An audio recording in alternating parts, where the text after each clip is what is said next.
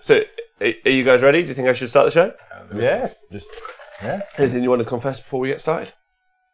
I've just given him a blowjob. Hello, welcome to the Honest Wargamer. Oh wait, hold on. Hello, welcome to the Honest Wargamer. I'm your host Rob, and I'm joined by two special hosts today. Hi guys. Hello. Hey dude. Hey dude. So joined by Mr. Jonathan Atlan, the Viking himself. Hello. Hi. Hello, Jonathan. Elof. Jonathan. Yeah. Yeah. Hi. Elof. Yeah. Elof. Yeah. And also Mr. Speckles. Hello. There you go. Simon Speckles there. Famous gentleman. Me Smash. Hi. Thanks very much for the patronage the other day. Really appreciate that. Hi, Fulgrimer, Corgi, Flukesy. But feel free to say hello to the guys. Please do. If you're watching this live on... Oh, if you're listening to this on the podcast or watching it on YouTube, obviously thanks to everyone on Twitch who subscribes, like Heinrad did for just for 8 months. Jesus. Which means he could stab an octopus now in every knee. And everyone on Patreon who is a donator, thank you and hello. Hi all. Twice. I'm waiting for the centipede stabbers. The centipede stabbers. What, they can stab a centipede? Every single one of their knees. 100 months. Yeah. Yes. A human centipede. That would just be the 6, right? Yeah, Primark. So Nathan is currently away today because some people may not know, but he has to every single year. Africa do this thing where everyone has to return, and then they have to do like a check with water to the village. To the village, with water to the village. So he has to go back, take tidings to the African gods. Yeah. So he's away for the week doing that, which is cool. But I've got some better guests, strong, other guests, Hairier, equally as good. Hairier guests. Yeah, definitely. Yeah. Okay. I had a shave today as well. Hi, old boy Phil. You had a shave. I did. Just for you. Nice. I thought about not getting rid of all of it, otherwise I'll feel left out. Yeah, there's some good facial hair here. I know how that feels. Yeah. Oh, Happy Cat, thanks for subscribing. Happy Cat 76. So hello all. I really appreciate that. Big thumb. So, guys, how are you? Good. And Twitch chat, how are you? I'm a bit tired now. Yes. I'm not surprised. Yeah. It's been a long day. Miss Smash, thanks for the 1,000 bits and taking the leaderboard already. Miss Smash coming in hard this week. He likes to smash. That's correct. Is he, Miss Smash, are you excited about seeing Jonathan on the show? I think he is. Is that why he wore the vest? just to show off a bit more for him. It's hot now. Yeah? Like, oh, no. No. Oh no! It just slips as he pulls his nipple out to show the screen. Bam. Okay, Miss Smash, thank you very much. It's very, very kind of you, and nice to appreciate it. So, how are you both? Yeah, good. Yeah, warm. But Great good. to be here. Yeah, it's very good to be back. A bit tired. In the UK, you're very tired, aren't you? Mm. Oh my God! Which one are you pointing at? You. You're very tired. Can you see me? Yeah. Is that how tired you are? Yeah, it's been like a long day. I haven't slept in a few months. It feels like a few months, but there's a lot of rowing all the way over, and it's hot. It's very hot in the office. Yeah. So you're normally doing this from the comfort of Sweden. Yeah, on top of a snowy mountain. I'm not used to this. Is it true that when we actually have you in over the voice chat that you aren't actually connected via the internet, you're just blowing a long horn, and that's how we get the sound? I just shout really hard. I bounce off of Iceland. Because I'm not sure if this is true also, but I know that you're a professional yodeler. Yeah, that's true. Okay. Yeah. Don't do it now. No, it's only for ceremonial purposes. When all of the reindeer return, is that when it? Yeah. How's the glue, by the way? Is it all healed? Since the last I heard you on here, and you had a bit of an accident with some glue. Yeah. Some hair removal glue. It's or skin removal. Actually very effective for the hair removal part. And the skin as well. And ball sack removal part. But it's all right. That's why I had mine removed. Yeah. Something you have to do before you start working for Games Workshop. I'm about to join you on the drink.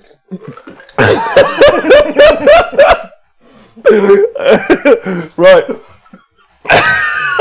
We'll leave that one. Did you get yours back, at least? It's warm. Okay, so everyone, welcome to the show. First off, Oscar's Paints has donated 200 bits. And he says that's for Jonathan. He's a star. He is a star. Yeah. We were talking about him earlier, weren't we, in his painting prowess. Yeah. Yeah. What's his painting prowess? to make all other people look bad. I think it's his speciality. Yeah, I don't like it when you go up against real painters and they show you the stuff. It's like, no matter how much you try. Like Graham Shirley as well. Is he a cracking painter? I don't like putting my stuff next to his. It just makes me feel ashamed. Or is he a thief? He's the one with the dragons. he's just. He should be ashamed as well. He should. Yeah. He wins all the. He wins everything for painting. Yeah. Really nice bloke as well. So you want to hate him even more. He's just too nice. You can't hate him. Damn it. Yeah. Damn it. Right, some other people that are saying hello to you guys. Chucklebucket TV says we're using the wrong background. Whatever. Hi, Pirate Bear Games. Papine. Hi, Chucklebucket TV says hello to Jonathan. Nice to see you, you sexy bitch. Hey, dude. First Brain Squig. Hello, Nick. And Martin Orlando AOS says, look, it's Speckles. And he says, hi, Speckles. Hello. There All you the go. way over there. Huh? All the way over there. No. And look, England is lucky to get these people. I agree. Thanks for being on the show. I'm just borrowing myself out. From Sweden. Oh, you on lend? Yeah. Yeah. You're loaning us. So a bit of culture and class. Exactly. Yeah. Yeah. After the World Cup, it's like, nah, forget it. We'll just be friends now. So today, because, and I suppose the big news in Age of Sigmar 2 is obviously the battle tones for, feels like a million years ago, but the battle tones for Stormcast and Nighthaunt are out. And I know, there you go, Speckles is super excited. We had one. We had Chucklebucket Very TV. thin one, but we have one. We had Adam on last week who was really excited about the Stormcast book, and you're excited about the Nighthaunt book. I am, I just wish it was a bit thicker. Yeah. What I say about what all most the people ladies. say. Story matter. Apart from some parts. That's okay. We're just developing strength. It's all about the girth. It's core. It's core strength. Core strength under muscle. So obviously that's happened, and we are all still collectively waiting for the big FAQ Yes. for Age of Sigmar. It's probably that big, that's why it's taking so long. I think it's bigger than the Nighthaunt book. I think probably yes. Oh shit. Yeah. Yeah, it's not very big, is it? It's content though, isn't it? Yes, I think... It's words so you can read. Yeah. By the way, this is the first time some people have actually seen you, Jonathan. Oh really? And someone's just put Jonathan looks exactly like I thought he would. Big ginger Viking. That's me. Also, no soul. No soul whatsoever. But can you not see all the comments? You're getting some nice comments. Oh, it's so tiny. You're a sexy Viking, according to the big goldfish. And Smackweasel says hi. Smack weasel. Can we zoom in? Yeah, Command Plus. You move your head further. Command Plus on the keyboard. Command, right? Oh, the command is up control. Oh, here we go. Here we go. You're doing minus. Oh no, wait, you've got it. There you go. There you go. There you go. And then you just one step too far. So. There you go. Back on track. We're back on track, boys. Hi guys, thank you. So obviously, Speckles, how did you think about that? What did you think about the Nighthaunt book? Jonathan, same question about both books. I really liked it, to be honest. It's a bit short. I was kind of hoping for some inner factions. I thought, with the Queen, the Lady and the King, I thought maybe two. So there's no Queen? But there's no Queen yet. But I suppose you'd have to marry Nagash, and that's quite a big, tall tale for any woman. Is it? Well, But he's got a massive boner.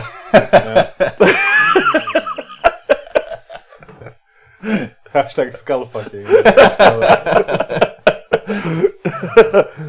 Brings a whole new term to bony fingers. So wait, you didn't think there was enough story? I think there's quite a lot of story, but then that's about it. There's not really much else in Isn't it like loads of war scrolls? There's lots of war scrolls. There's loads of heroes. Like I think it's boosted up to like 21 units for Nighthaunt now. That's sweet. Quite a lot. Yeah, that's good.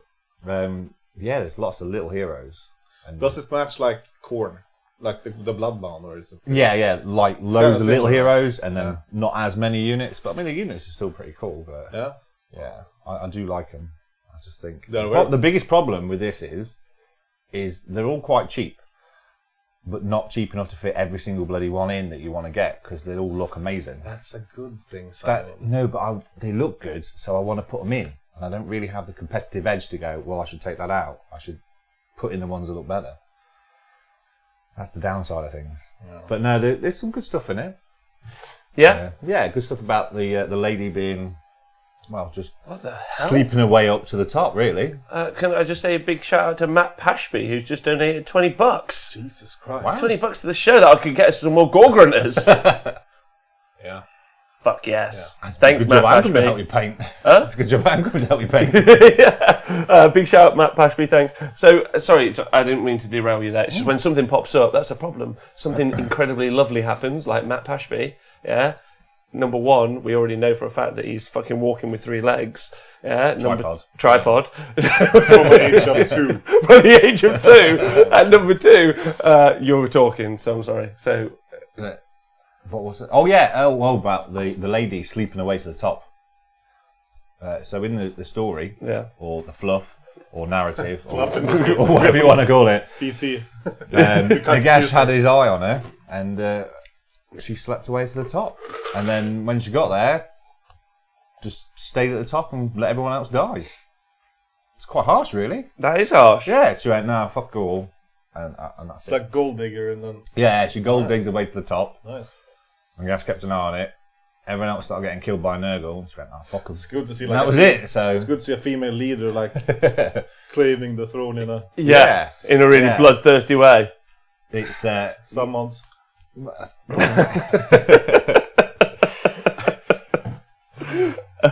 So, you enjoyed the story? You think is it fleshed out for the army for you? Has it made you want to pick a different unit?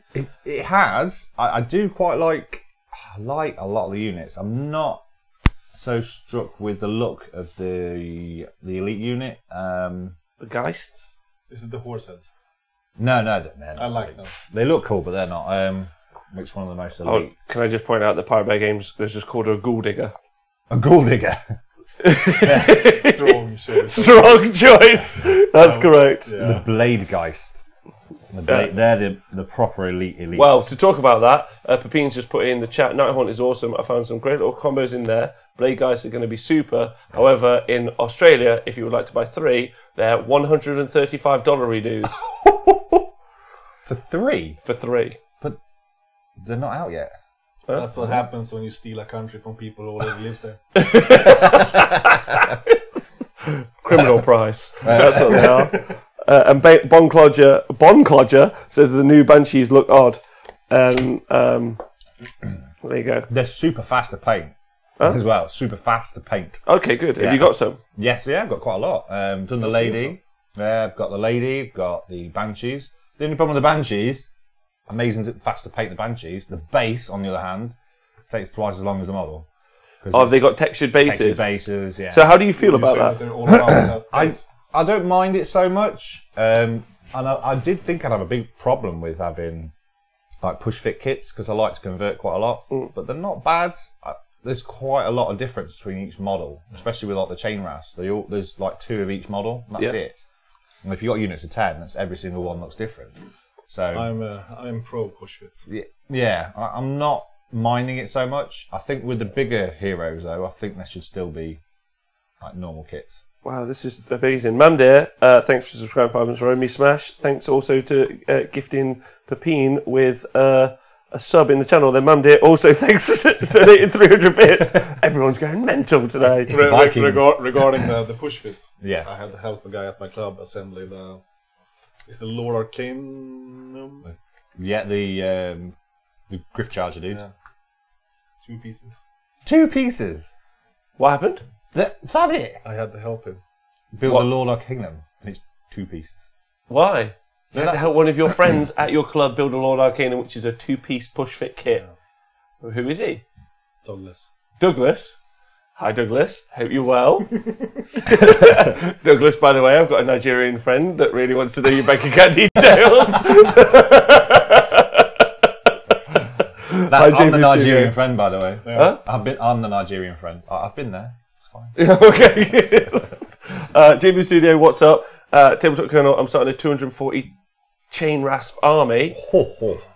Wow. And then Primark says, Jonathan, let's see some side boob and donate 500 bits. No. I don't know if that's illegal for men. Women can't do it on Twitch. No. But I don't know if men can, so let's... I suppose it depends. I don't think you're also not allowed to squat on Twitch for bits. It's not a thing, so I didn't do that. So if anybody would send you any bits for that single squat, that would be a ban.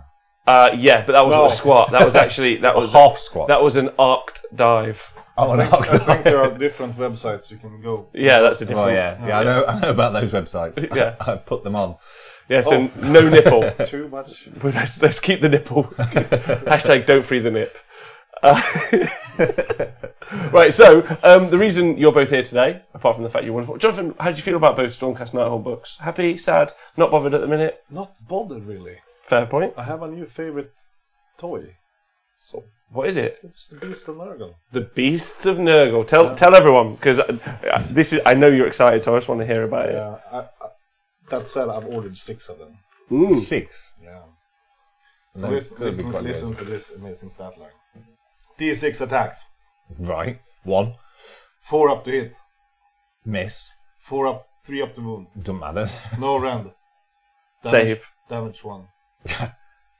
That's so right. They look amazing, don't they? But that's it. Yeah. They have an additional attack as well. There's 1 attack. 3 up, no rend, damage D3. Can you add Ren to him? With Nurgle you can. With Nurgle you can. Yeah. But I think the thing you want to do is first off knowing what they can do. Because they can run in charge, it's great. They can retreat in charge, which is great. If they retreat, every unit within 3 inches on a 4-up take D3 mortal wounds, which is great.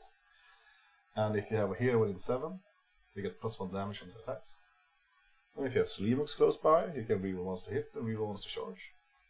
If you do a great and clean one, you have +1 attack.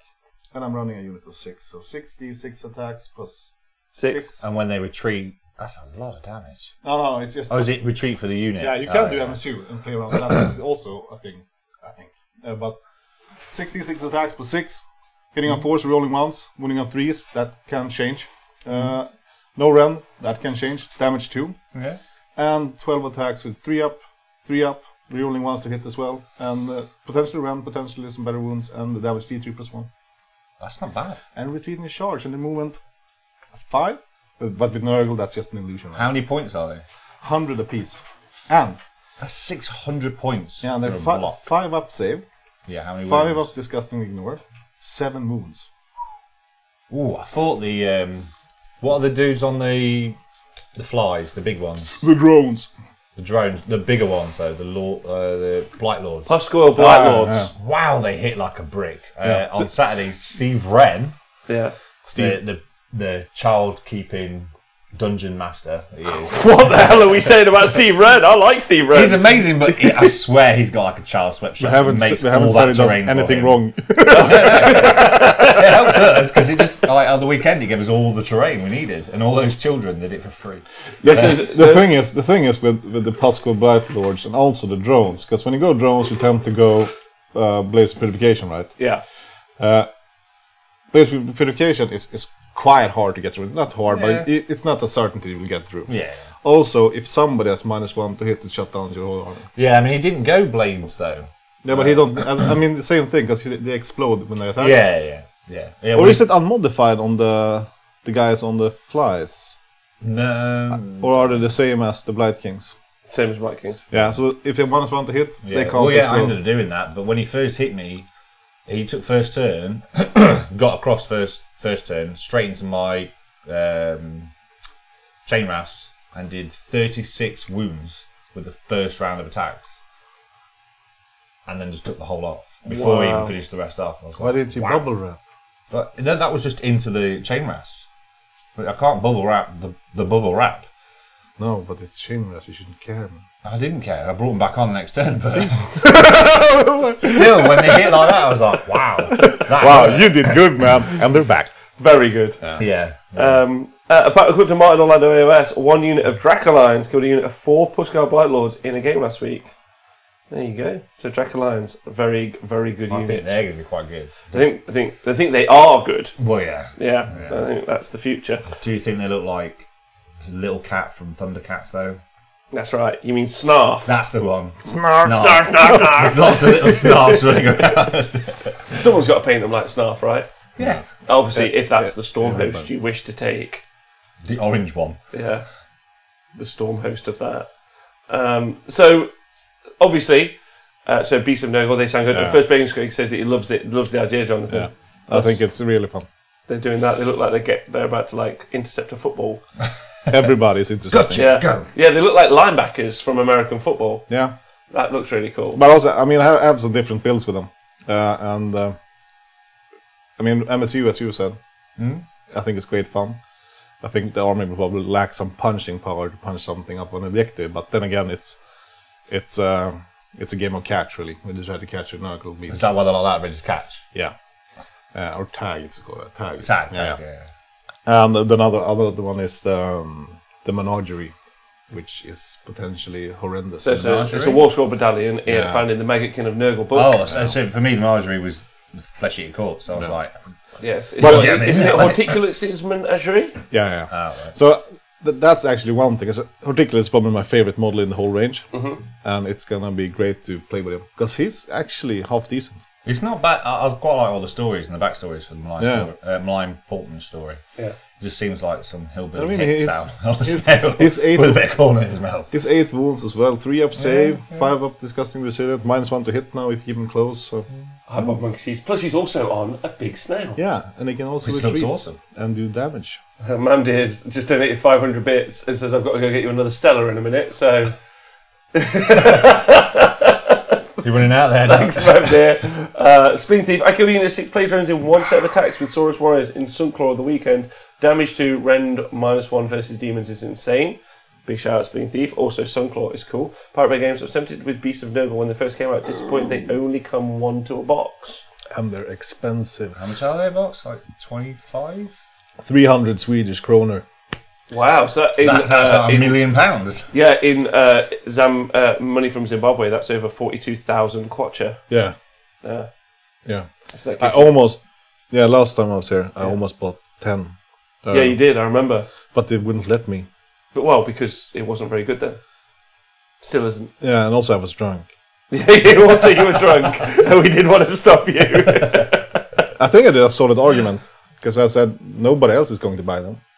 And I still think that's true. Yeah. But now you are going to be you're going to be uniquely the one to do it. The one. Yeah.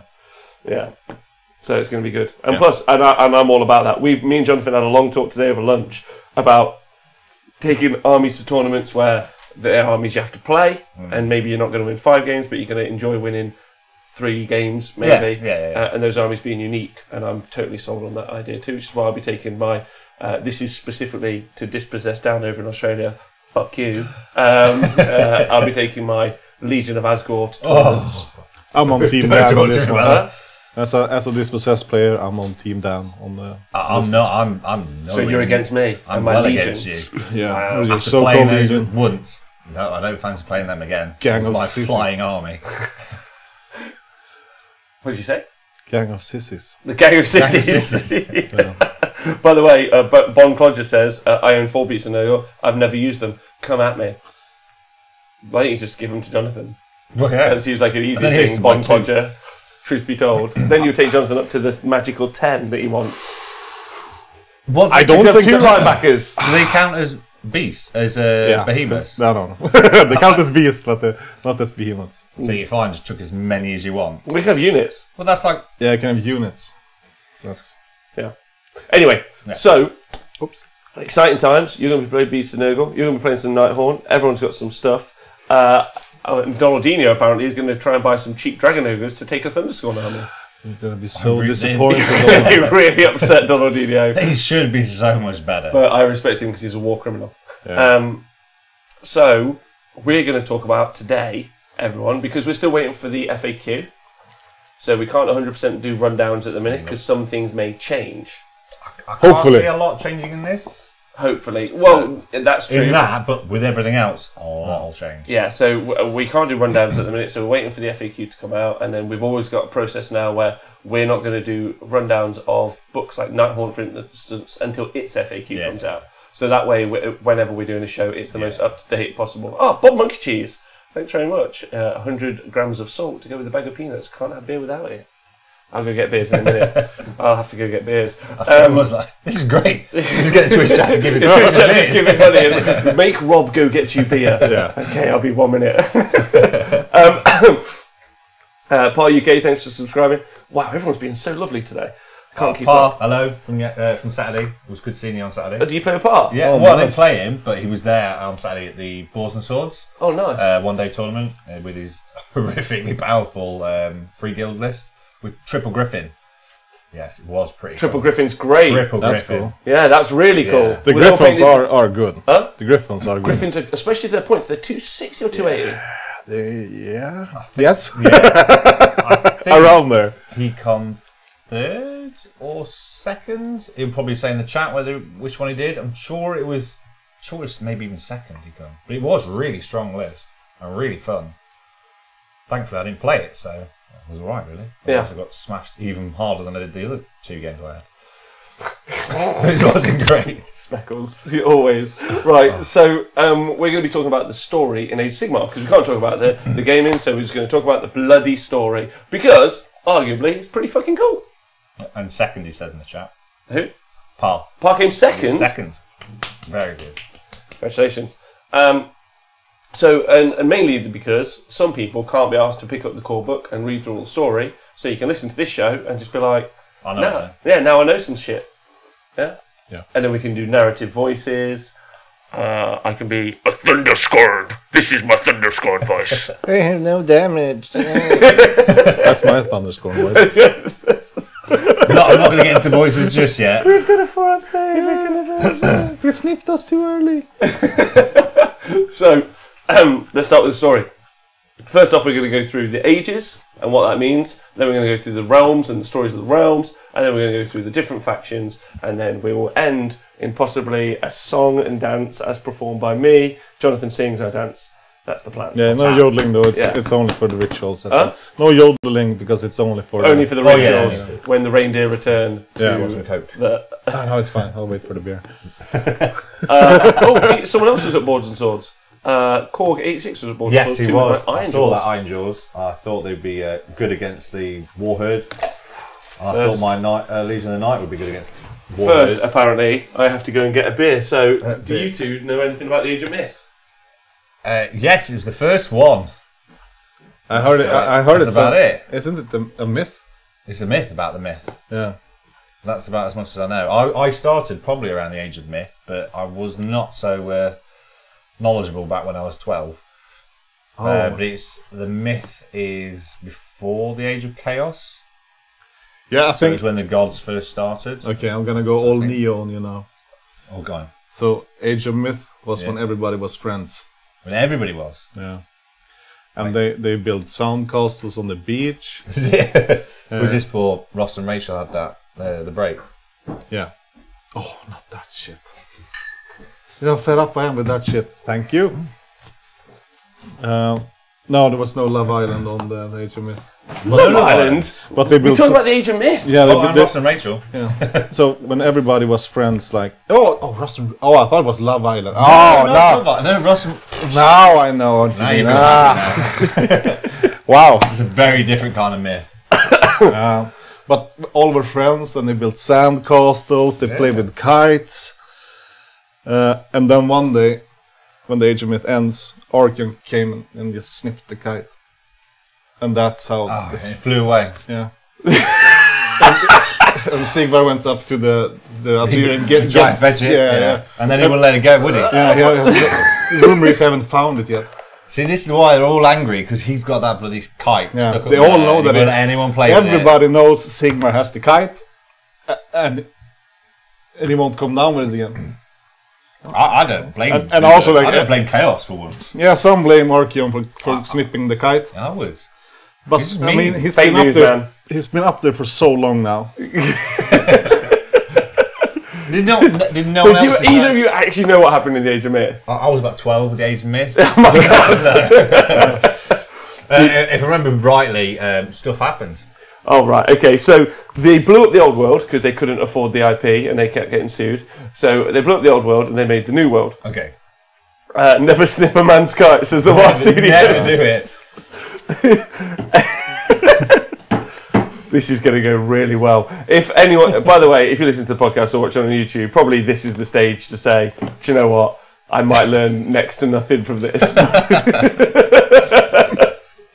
No, We're learning. Good. All right. So basically, all of the realms, and if you read the realm stories, all the realms were formed, and most of the gods coalesced within the realms in some ways. Sigmar specifically was holding a piece of the old world, a fist of pure Sigmarite. The kite. A pure Sigmarite. And then, Sigma kite. Yeah, Sigma kite. Oh, God. and then Dracothian saw him, breathed the life back into him, showed him the mortal realms, and then he became the king of Azerheim. Then he went around all the other realms on kind of like what's described as quite a joyful little adventure. You know, he's just like, the realm of fire. Yeah. Hello, people. Hello. Yeah, and then met all of his... Showing off he's got the car. He just found some leftover LSD on the beach after we got the sandcast, I think. So then... You've not been to Skegness Beach yet, you'll find loads there. Yeah. Have you ever been to Skegness, Jonathan? Skegness? I'll give you an example. It's the beach version of Leicester. Oh... So you don't step on glass, you step on the syringes. Yes. I was in Leicester on Thursday. Oh, yeah. Doing some photos. What were you doing? And they were really nice. Leicester was some reservoir there. It's everybody nice in the porn industry. Yeah, well, you should know.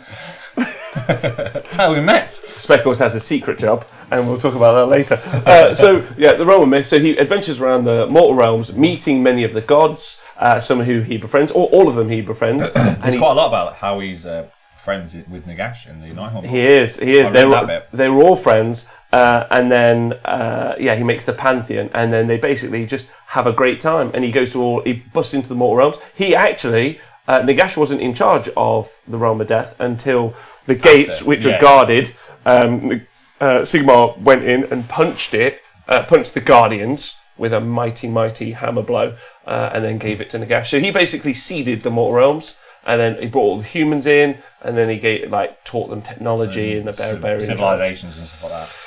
Exactly. And then the Pantheon, everyone was going fine, apart from a couple of them left, because Malarian wanted to go and find the elves. Oh, that's... Old Malekith. New Malekith. It's New Malekith, yeah. So Malarian. So he went off to help find the elven souls. And then Chaos came. Snipped the kite. Snipped the kite. That's right. And then kicked the face out. And then they all went to war, and it all went wrong. And then there was a massive betrayal between Nagash and Sigmar, and then Sigmar... He promised to keep the souls, and he didn't. Right, he'd give over the souls. Well, no, that was Sigmar's betrayal. Oh. Wait, wasn't he supposed to get the kite, but it didn't come back? Well, he made the kite. Like, his bones are the kite section. Yeah? Yeah, but then Sigmar nicked it. The frame, yeah. I would have pissed if somebody stole my frame. Well, yeah. Anyway, and there's he loses his hammer. Some Tzeentchian chaps make him throw his hammer from a tree. Make him throw his hammer through a portal, and then he loses it, and then he tries to fight everyone, and it goes really wrong. Groot makes the hammer come back. Pardon me? Groot makes the hammer come back. No, he doesn't. No, that's not this storyline. He loses the hammer in the first film. In the second film, he gets it back from a Dwarden. Yeah. And then the Sylvaneth build it back for him. Anyway, up until this point, Sigmar seems like a pretty chill guy, and he's leading from the front and kicking ass. So the Chaos come, they take over all the realms. Nogel goes and attacks Life. Tzeentch goes and attacks Shimon. Khorne goes and attacks the realm of fire. Slaanesh is not around. Slaanesh is not around. Because Slaanesh has been gorging so much. He's still like this on the elf souls from before. Yeah. So he's sweats. Yeah. So he's trapped between the two realms that circle each other. Shadow and light. Perfect. Nailed it. I know bits and bits. Getting further towards what I know now. That's about it. And Archaon takes over one of the most important places, the All Points, 8 points in a massive battle. Why that's really important is that's where now the Varan Spire, which is where Archaon and the Varangard live. Although he's never there. He's just off. He's always off conquistadoring. He's like a Russian oligarch with like castles everywhere, but he never goes there. Never goes there. Holiday home, but he doesn't do anything with it. I heard that like at his castle there in the All Points, they like have to make him dinner every day, in case he comes back. And wasteful food. Yeah, And apparently some of the chefs are starting a rebellion because they don't feel appreciated. What? You make all that dinner? Yeah. And it's just not nice. Thank you. Was all the first protest was that they made a small rebellion by making soup for a week. So there's a lot more to say in the realm of myth, but effectively he collected all the gods, they made a pantheon, chaos came, fucked up the pantheon, there was betrayals, upsets, general thing. If you read the Horus Heresy, it's a bit like that. Yeah. Nice, that's a good story. It's a great story. Then came the Age of Chaos, when basically all the gods hid. So, not Nagash. Sigmar went and ran into Ezerheim, so the realm of heavens, closed up his golden doors, and was like, no one's allowed in. No one in the shop. Screw you guys. Yeah. I'm not about this. Yeah. And then all the realms basically got took over by Chaos. Alariel got super sad and despondent and went and hid and became a little seed. Nagash was generally just went around being like, ooh. Everyone ignored him anyway. Yeah. He's down there, it doesn't matter. He just lay down. Everyone's like, is he gone? Yeah. So that's what happened. And then the Age of Sigmar happened, which is the start of Age of Sigmar that we all started to play. Age of Sigmar 1. All the Stormcast came, kicked the fuck out of everyone. Everything was good. And now there's like war and balance. And now we're into the Soul Wars, which is Sigmar stole all of the souls that were destined for Nagash. He's not happy about Still that. didn't get his kite back either. Yeah. It's a bit too late. Like, I feel it's a bit too late to return. It's too late. You think? I don't think they're going a bit wappy. Who's going wappy? The souls that Sigmar stole. Yeah. I think that's the whole thing. I think. But if you're gone with the kite for an age, it's like if you're immortal, what is time? If you're Nagash, like, would you still have a kite interest? It's like, I don't give a fuck about the kite anymore. You're immortal. The time's irrelevant. For what? For Nagash? Yeah. Yeah, it does say that he's been killed many times, but there's like... Some been killed in one turn. Huh? Several times. I nearly saw it on this show. Yeah, he does die several times. Yeah. But whenever he does, he just coalesces back. And it's described as like a black pearl around a grit of sand. Oh, yeah, that sounds pretty cool. Yeah, that's pretty cool, which I thought was pretty poetic. So that's everything. Then Soul Wars is a kickoff with Nagash spends thousands of years making a little temple, a little black pyramid that's upside down, and many others. He puts all of the realm dust together in a single place, creates the Necroquake, but it doesn't go quite to... No, because it wasn't meant to go off just before it did. It was meant to go off. Oh, no. But what happened is Clan Eshin had infiltrated the pyramid. Damn dirty rats. Yeah, damn dirty rats. And they were trying to... You destroyed it! You damn dirty rats! That's great. He had planned at Nagasaki for 5 weeks. So, they were inside. Gorka Morka, if anyone's interested, Gorka Morka were punching each other up. Having a jolly old time. Just having a jolly old time. Then, this is in the Age of Myth. Sigmar came in, duffed them both up in something that flattened the plateau, the realm of fire. It flattened it for all time or something.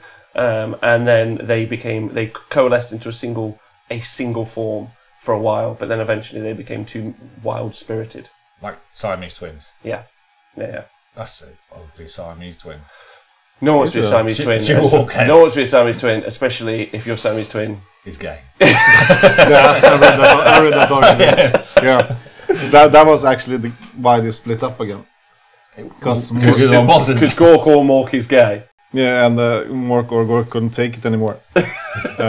One gave consent and the other one didn't. Would that class as rape or not? I think we're in a very weird... What would it count as? Well, one consented. Interesting. How about that? Let's go for that. A surprise. Good. Yes. A surprise. Okay, let's go for that. A good episode. Definitely a surprise for one, and definitely a bad surprise for the other. A good episode of Boston Legal. Yes. or NCIS. Yeah. Let's take a look what happened. Yes. That's what happened with Gorka Mork. There was some clan Eshin inside, so assassins inside the pyramid. It started to spin, and they obviously, as with all spinning machines, there was some meticulous planning in the correct frequency of the spin. They weren't expecting to have some damn dirty rats in there, and that caused the Necroquake, so it unleashed power that Nagash even wasn't planning. Yeah, I don't know whether, but it never says if it was the right amount or not enough. Well, it's too much. Well, it was too much. Oh, okay. Yeah, too much power. Raw, enigmatic death power. So that caused a necroquake, and then basically all the realms are fucked up. And endless spells are made. And then Sigmar sent out the Sacrosanct Chamber, who they previously were all about reforging. The chaps inside of the... it's called the... The thing with the dude that looks after it? Well, when they get recycled. Like yeah, the there's one guy that kind of... I remember reading that bit where it's just like loads of things that beat the crap out of them. I feel a bit ashamed that I don't know this. Because we Swedes are really good at recycling, actually. Best in the world. Yeah, you guys are really good at recycling, aren't you? Yeah, we like the Sacrosanct Chamber. Yeah. Yeah, you are. And it's the Anvil of Apotheosis. Thank you to our resident Stormcast player, Chucklebuty. Also, and this is really important, GCP 129 has put Rats 2, Nagash 0, if you know anything about Nagash's backstory. So, Rats! So they're out there and they're now not reforging, and now they're fighting. Yes. So the Stormcaster not going to get reforged quite as well. Ironically, though, according to the new book, they seem to reforge quite good. Yes. They've got quite strong in the reforging. A little bit stronger. Yeah, the Celestial Prime has got a particularly good reforger. Maybe they just like all the safeties off. Maybe the Sacrosanct Chamber, they had a lot of safety protocols in place, and they were like, no, don't hammer it more than 100 times. Can't do this. Yeah, like that's too far. And now the new guy's in charge. He's like, let's see what if we put all the stats up to 10. What do we get? Go! FAQ within 2 weeks. They won't know. It'll be too late. It's already out there. So. Yeah, that's where we're up to date with the backstory, and then we move on to unless anyone's got any questions. Where's Kite? There's no kites. No. Especially in the realms. So you know the backstory of the realms? Yes. No, I don't know the realms. I knew quite a bit towards the end of there, but then I lost it on the realms again. I know realm of Sheesh. Okay, so there's realm of fire, the first realm we were ever introduced to. They've a really cool narrative for that, and it's one of the more flushed out ones. And they have like empires that rise and fall, and they all attack each other, and it's pretty swish. How did it just burn down? What?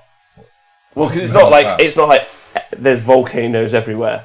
You know, there's just some like quite hot, lush. England right now. Yes, yeah, just really hot, but not too hot. So not a volcano. So not Hawaii. Like 30 degrees. Yeah. Like a good holiday in the Costa del Brave. What? Skeg Vegas.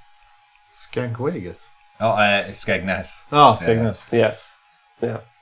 And there's some rising and falling of different empires, and warlords tend to happen around a lot of that. And one of the most famous warlords that eventually turns to the bad guys is obviously Corgus Cool. Yeah, and then he becomes pretty evil. But there's a lot of trade in the Realm of Fire, and it's all pretty fancy. There's loads of cities. It's really fun, that bit of story. But then, it goes wrong with the Age of Chaos. And now it's one half. And Jonathan's got a great gaming question here. There's one half of the grand city of Heldenhammer. Heldenhammer, as we know, half of it's in the realm of life, half of it's in the realm of fire. And they pump lava from the realm of fire into the realm of life. And the realm of life pass water back, so through the realm gate. But Jonathan, what's your great gaming question? Can you play Hammer or Hall in the realm of shadows? Is it Hammerhall, not Heldenhammer? Heldenhammer. No, it's Hammerhall. Hammerhall. Yeah, Hammerhall. Where's Hammerhall? Hammerhall's the city. So if you take Hammerhall Allegiance, can you have a Hammerhall army from the Realm of Shadow? Doesn't make sense. It doesn't make sense, but you can.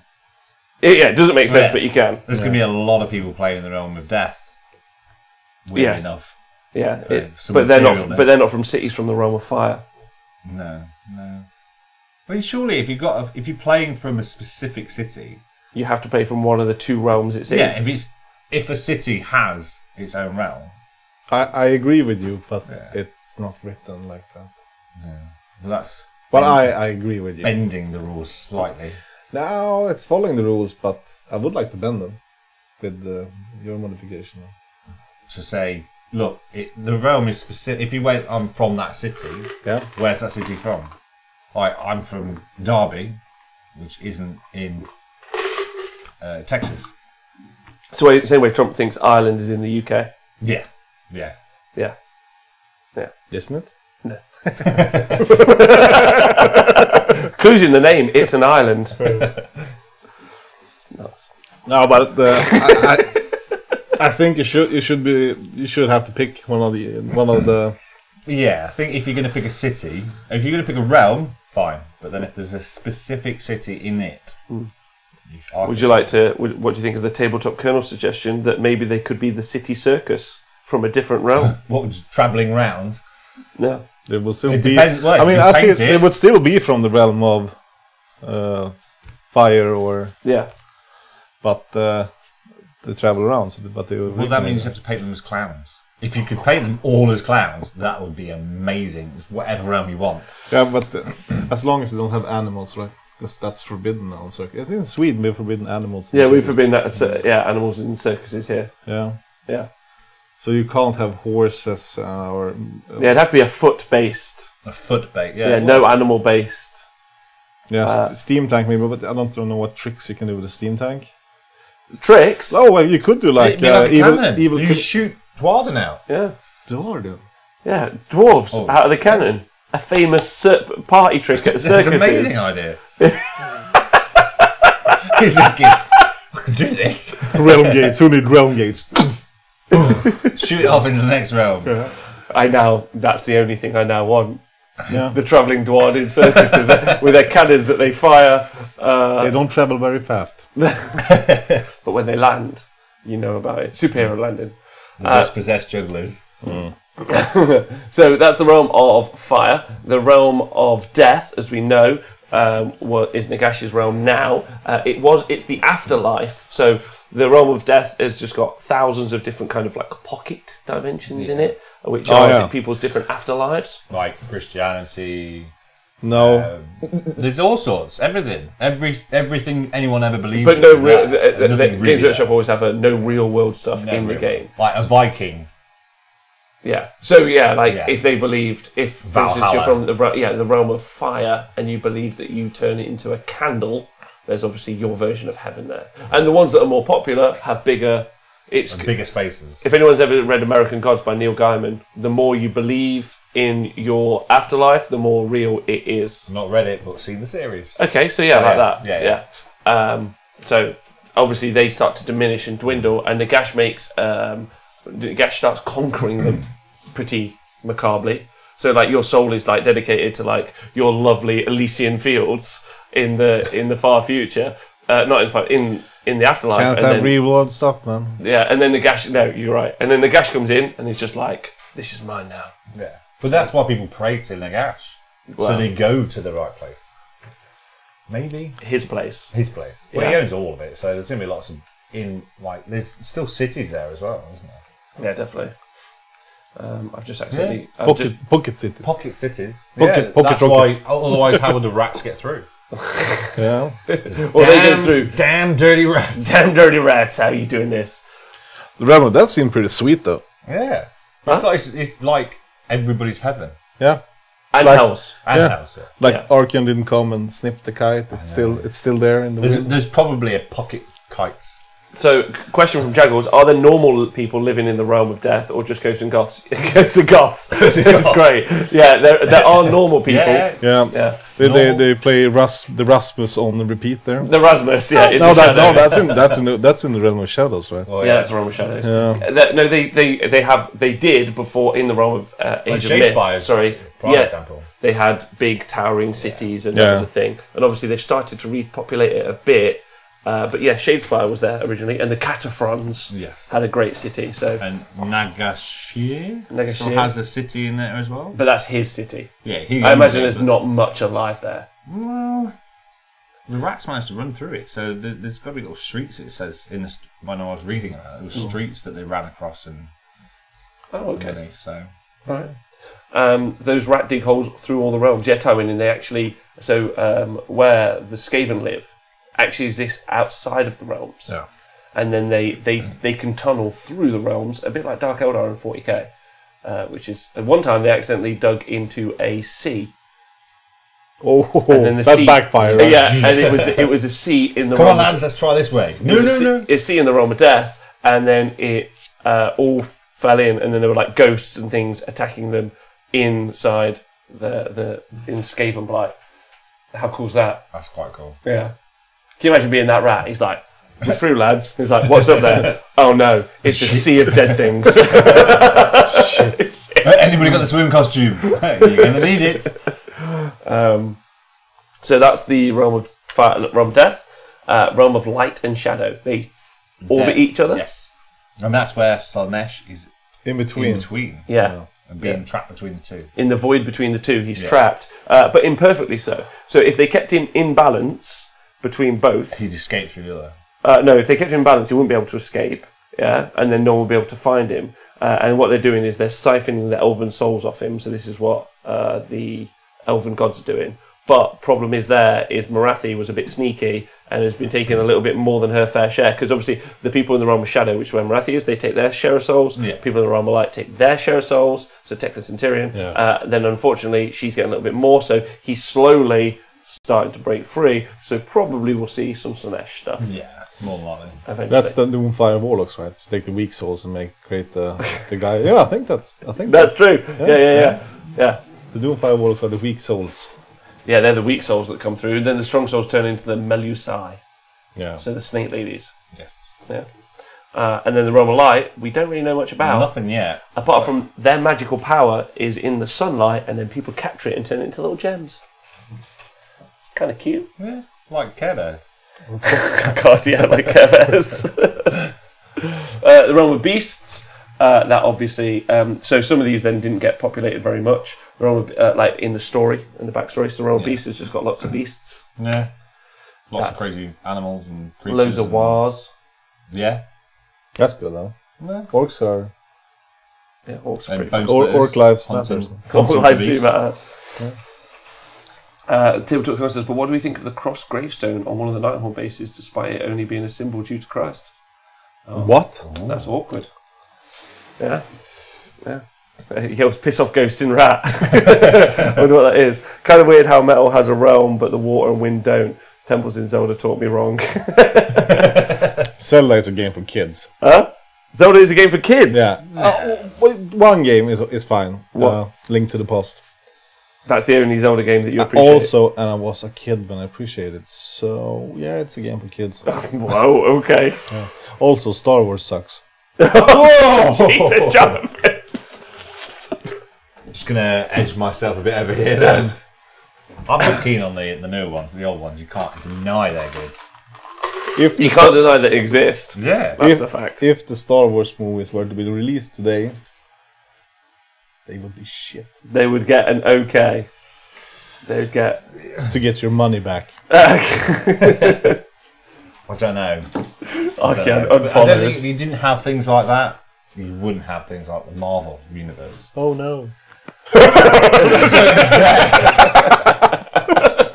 How would we live without that story? In other news though, Westworld Season 2 is fucking phenomenal. I've seen them all now. Yeah, made me question my sense of self, which is not really good ground for me to be on at the minute, because I'm not 100% confident in me, so... Yeah, I watched it at that same time. Is that the pre-sequel to... the prequel to Terminator, right? Yes. Yeah, which I loved. Star Wars does indeed suck, says Rob Ellis. Woohoo! Jago says, were you never a kid? ? Extruded as a jaded 20-something. I'm trying to think of a film that no one can deny is one of the best as a kid. Okay, go on. Flight of the Navigator. Mrs. Doubtfire.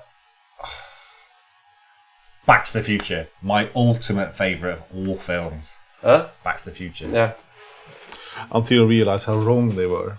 The Doc is never wrong. I think I can get Jonathan on my side. My favourite film is Troll Hunter. Eh? That's That's a great movie, man. That's a great movie. Yeah, it's actually the best thing Norway has produced ever. All categories considered. And also, and I'm not sure this is true, but Norway sucks at skiing. So they also, in Nordic countries, that's basically like going around their house and shitting on their lawn. Just saying they suck. Yeah, skiing. Yeah, specifically. Yeah. Snowboarding's fine, but skiing. Then, the realm of life, Alarielle obviously was there. Yeah. She was rocking around. She took the tree people, made tree people. Yeah, then there were some humans. Do you know that the Wanderers betrayed the tree people during the realm of chaos? Yeah, so Chaos came, Nurgle, blah, blah, blah, and then one of the Wanderer captains, leaders, kings, whatever, was like, I think we're fucked. And then all the rest of the Wanderers, like dirty elves that they are, were like, maybe we should run away. It was like, yeah, maybe we should run away. Just leave them to it. And then they just bloody left, didn't they?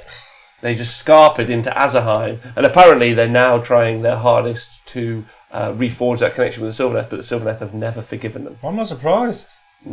Elephants never forget, trees never I heard that's why Drycha is so angry.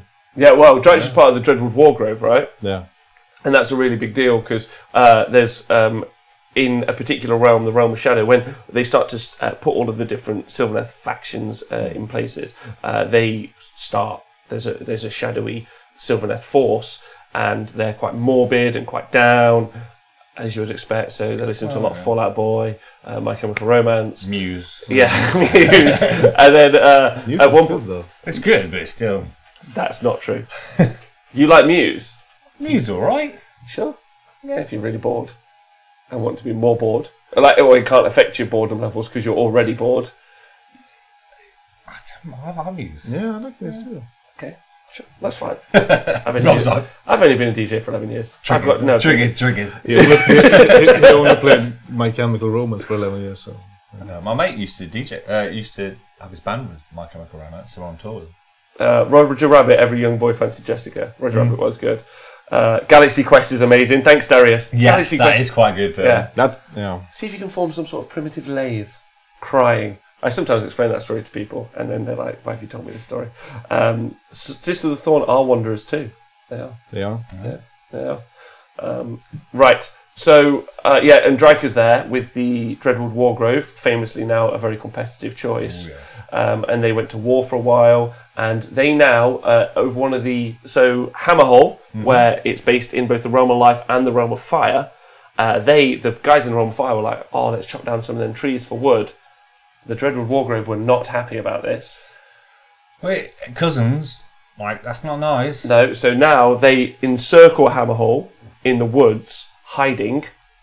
And I don't think that's a good motivation. They shouldn't be angry. It's like little tree ninjas. No, it's like we burning down Madame Tussauds. It's like fake humans. Who would care? No, but these are real trees. Yeah. And they are real wax dolls. Well, what's your point? They just look like each other. They're not the same. Well, that's true. Yeah, they're not the same, I guess. Well, there must be some sort of link. Yeah. There's got to be a link. Yeah. Ones that are lucky to get... We're probably barking up the wrong tree, but... I mean... Jesus Christ. So anyway, the trees. So around them is obviously all the dark. So what they did is they put the Red Wargrove outside, and then everyone that tried to go chop down the tree just got like fucking snatched away. So they eventually had a parley, and now they allow like a single road that they can travel down where they have to behave themselves. So like the guys from Hammerhall are like leaving their own fire. They're like going along the path. They're like, "All right, boys, don't tie shoelaces up." Yeah, so it's real scary going down there. Then you're not into it? Yeah, I'm scared, man. Scared. Yeah, make sure your shoelaces are tied. Spooky forest. Well, I mean, I'm born in the forest. Yes, that's true. Yeah. I have some horrible forests. But they're kind of like trolls. Yeah. Trolls and horses are probably the thing that can scare you the most when you're in the forest. Trolls and horses? Yeah. Yeah. Hi, Fluff Mills. Hi, everyone. Thanks for joining us. So then, Roman Metal, that apparently... this didn't make much sense to me. Apparently, there's many layers, yeah? Yeah. And they say it they like... they said, it's like an alchemist's workshop, which to me seems very ordered and not... Scattered. It depends, though. Like. It could be a blind alchemist. It could be a confused alchemist. Oh, sure. Yeah. Full metal alchemist. Which again is... Yes. Which is just word association and not helpful at all. No. But... It helped for me. We'll get a few more beers and we'll see what else comes up. And in there, obviously there's loads of like big changey stuff, and Zinch is there, and they're super excited about that, and they have... Oh, the artwork, though, from that thing is pretty cool. Yeah, very cool. Rome Metal was super cool. Yeah. And then the Rome of Heavens, finally, Azerheim, where he built his... Sigmar built his wall. Well, he just closed off the realm gates, realistically. He built a wall. Built a wall. The rumor in is cages. It's built upon an infinite amount of chambers. Yes. Yeah. Infinite. Yeah. Some people say that there are only 3 more Stormcast chambers to be released, and that's obviously not true. If it's infinite, that's fake news. Fake like news. 2 every year. Like something like 1 a year. Yeah, at least. For the rest of time. So those are all the different realms. Realm of Life, we talked about that bit. Yeah. What cool thing, story from the Realm of Life is some of the other realms would get water from the Realm of Life, and it would help keep the people alive, and because it was like so deliciously sweet, etc., and like had good magical, healthy properties. Like Power the Greek mythology with the with the Fountain of Youth. That's the one. Yeah, Yeah. a bit like that. Yeah. Oh. Yeah. The Olivule sort of stuff. What about on the face? 10 years ago. Aloe vera. Olivule. Did you say Olivule? Isn't it aloe vera? Aloe vera could be Olivule. It's a brand. I Love Yule is a movie. I love you, mate. Agreed. So we're going to talk about the different factions now, unless anyone else has got any questions about the realms. I'll do a quick pop quiz. Yeah. So, in the realm of metal, which 2 factions are mainly battling it out? Jonathan. Singe. Yeah. Alchemists. And the Sky Dwarves.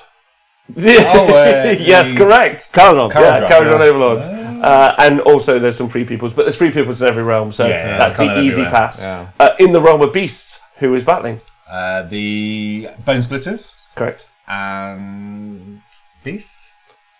Monsters of Chaos, correct. Yeah, I was going to say Chaos number. Yeah, Chaos. Yeah, Chaos. Monster Chaos. But the Monsters of Chaos there, they've obviously like Thunderscorner there, definitely. And then obviously there's some free peoples. There's also the Ironjaws, Greenskins, Spider-Fang Grots, and the usual. Well, Destruction-esque. Lots of destruction. Yeah, lots of Destruction-esque. And because Destruction basically want to fight each other all the time. Yeah. In the realm of life, who is battling mainly? Me. All of us. Yeah, we're all trying. Nurgle. Yes. And Sylvaner. Yep. And Stormcast. Deakin. they will be there in some sort of sea. One more. So Nurgle, Sylvaner. Daughters of Cain. No. So every faction could be in every realm, so we're not discounting, but which are they famously battling at the minute? So in the book, it's Nurgle and Stormcast and Sylvaneth. Yeah. And Beasts are there. I don't know. Pestilence, Skaven. Skaven Pestilence are also there, definitely.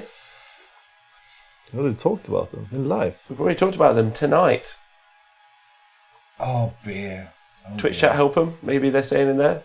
No, they're saying the Hallowed Knights. No, that's Stormcast. I know. Well, yeah, the Hallowed Knights specifically. Goddess of the Hallowed Knights. The Wanderers. The one. Nobody cares about the Wanderers. Well, now we know that they're all. It's like they're there, but count. For Sylvaneth, they're not there; just left. Right. Yeah. Well done to the Spooner 335. Yeah, so they're back. In the realm of light, Elves. there are elves. We actually don't know much about them. There aren't any famously. Yeah. I think Tyrion is like that's his casa. Mm-hmm. And Tyrion's casa is not Slaanesh, it's Sukasa.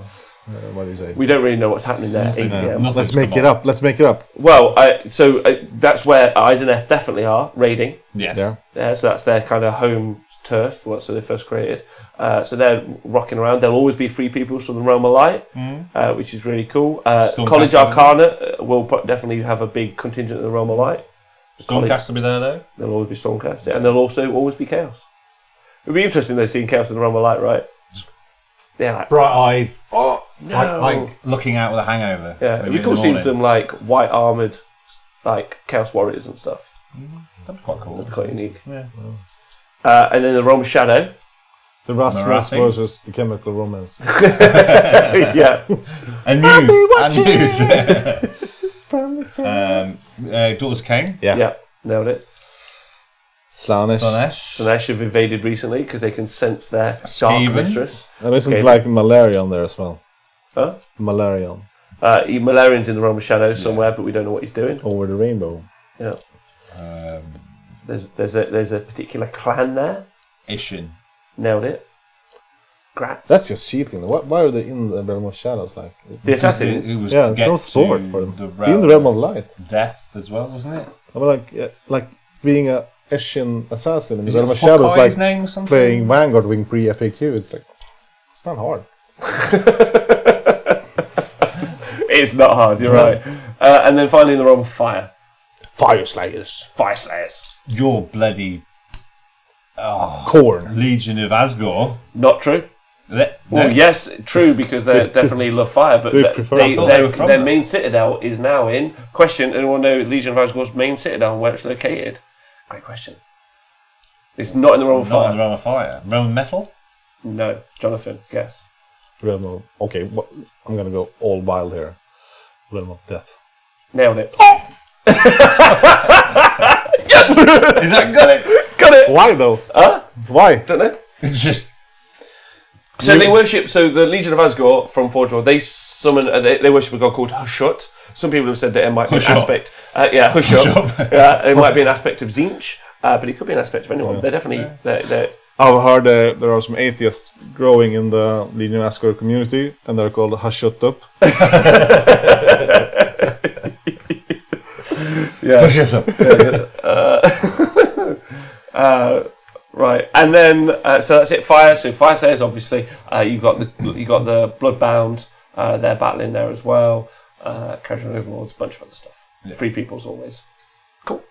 So, do you want to talk about the different factions, and most importantly, which faction would you like to start with? Order, which kind of likes order, chaos, death, or I think the Vikings should decide. Destruction. I feel a bit. Okay, let's start with the easy one. Yeah. Destruction. Okay, no problem. So this is for you guys listening at home, and this is just a quick overview of the different armies as you two see them, and as possibly we can all chip in. So first off, the biggest release that they've had, Iron Jaws. What can you tell me about Iron Jaws, Specklys? A carriage of death. One carriage of death. 4-up save. No. Yeah. But they get bigger when they fight, and they like to fight, right? Yeah, they get a lot of fighting. Mm-hmm. So that's how they grow. They fight, and then they grow. There's lots of weird knobs. Mm-hmm. Lots of weird knobs, and they have Godrak, who's the main dude. Yeah. And when the Godrak tells you to come and fight, everybody comes and fight, right? He just goes and fights. And you have the big clan Iron Sons with the grot kicker. Mm-hmm. That's his name. And Gore Grunters riding around on them. Do you know how they get Gore Grunters to work for them? A stick with like a carrot in front. They keep beating them until the Gore Grunter tries not to gore the Iron Jaw that's trying to ride it. Just repeatedly. It says repeatedly beat the pig. Do you know? Oh, this is cool though. Do you know why the Maw-Crusher can fly? What? It can't. Doesn't it jump? No, it flies, man. Why? And I think it's somewhere in the book where it says that gravity doesn't dare to deny it. It's like a bumblebee, you know. Yeah. So they're greenskins, so the Uruks, and there is a tribe of Uruks as well that you can collect called greenskins. So that's the previous kind of. They say, they're all big, and then usually brutes, or they get together in a 5, which is called a mob. Yeah. And then a mob usually centers around a fist. Yeah. And then a fist is usually around a particular type of hero. So someone like Godrak. Godrak he has many fists working for him. Mega fist. A mega fist, exactly. So a weird knob makes a weird fist around a Gore Grunter hero, Gore fist, and so forth and so on. So that's what they do. And then they get bigger and stronger and hardier, and they like chopping people up. That's basically it. All right. So I'm gonna try the Spider Fang, and I think I might receive some like bombs in the mail if I get this wrong. Yeah. But I think that there was this spider who bet Gorkormork and became cool as... A spider bit Gorkomork? Yeah. And became big? Yeah, and then got some... I don't know if it got some of its power or not, but the goblins started to... Worship it? Worship it, yeah. Oh, that's interesting. I think. I haven't even watched American Gods. Is that in this? Well, I can't wait. If anyone knows what Jonathan's talking about, please let us know. If not, I made up a pretty cool narrative. Well, yeah, I've seen it. It's in American Gods. Worship the spider. So next up, anything else to add to Iron Jaws? They ride pigs. They wear a lot of armor. They're quite mechanized for an Uruk tribe, so they're like quite good at beating like metal in shape, and they're quite they center around fists. They like going on wars. They just like fighting. Yeah, they love fighting. Yeah, they did ally. They did ally with Stormcast to fight off the Flesh Eater Courts and Chaos. Yeah, at one point in the audiobooks. It's quite cool. Godrak allied with Stormcast. There's this one cool like story about I think it's not Iron Sons, it's the other one, Realmbreaker, where he jumps into a realm portal to fight Chaos, and when he jumps to the portal, when it's on the other side, he smashes the portal so Chaos can't escape. So he gets to fight them. Yeah. Okay. Good. Yeah. John, you're right. Morgan Sourcemaster says, John's right. The Spider God is like the reverse Spider-Man, biting a god and becoming a super rather than the other way around. I was nervous. You've nailed it. Don't worry. Yeah. No more bombs in the post for you. So we're not done yet. Donaldinho, because one of the spiders bit Gorka and took its blood, becoming super big. Yeah. A Ragnarok. There we go. So Bone Splitters then. They okay. Bone Splitters. So Bone Splitters are also Uruks. Yeah. These are less mechanical and more tribal. They're shamanistic, so they center around there. They're weird knobs who are usually shamans. That's a big deal, and they love nothing more than hunting big things. Why do they like to hunt big things? Trophies. I think it's. I'm not sure here, but I think it's about that they're hunting like things that they think Gork is more sent to them to prove them. I'm not sure.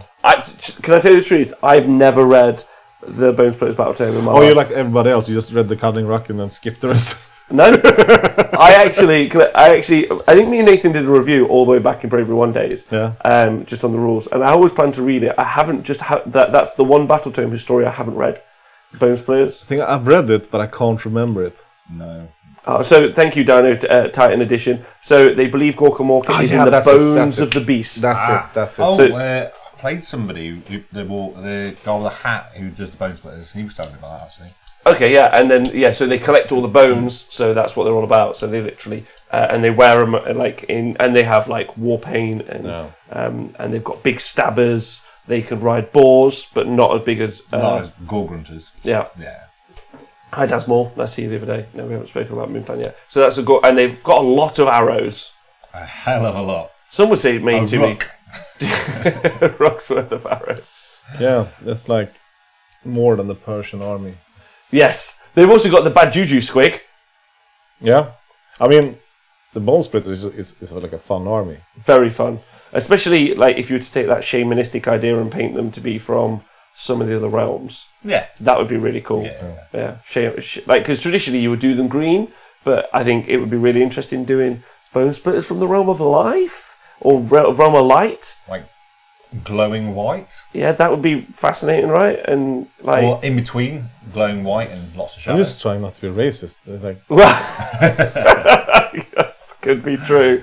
These guys would be great if you just made them a little bit whiter. Yes. So next up, do you know the story for Beast Claw Raiders?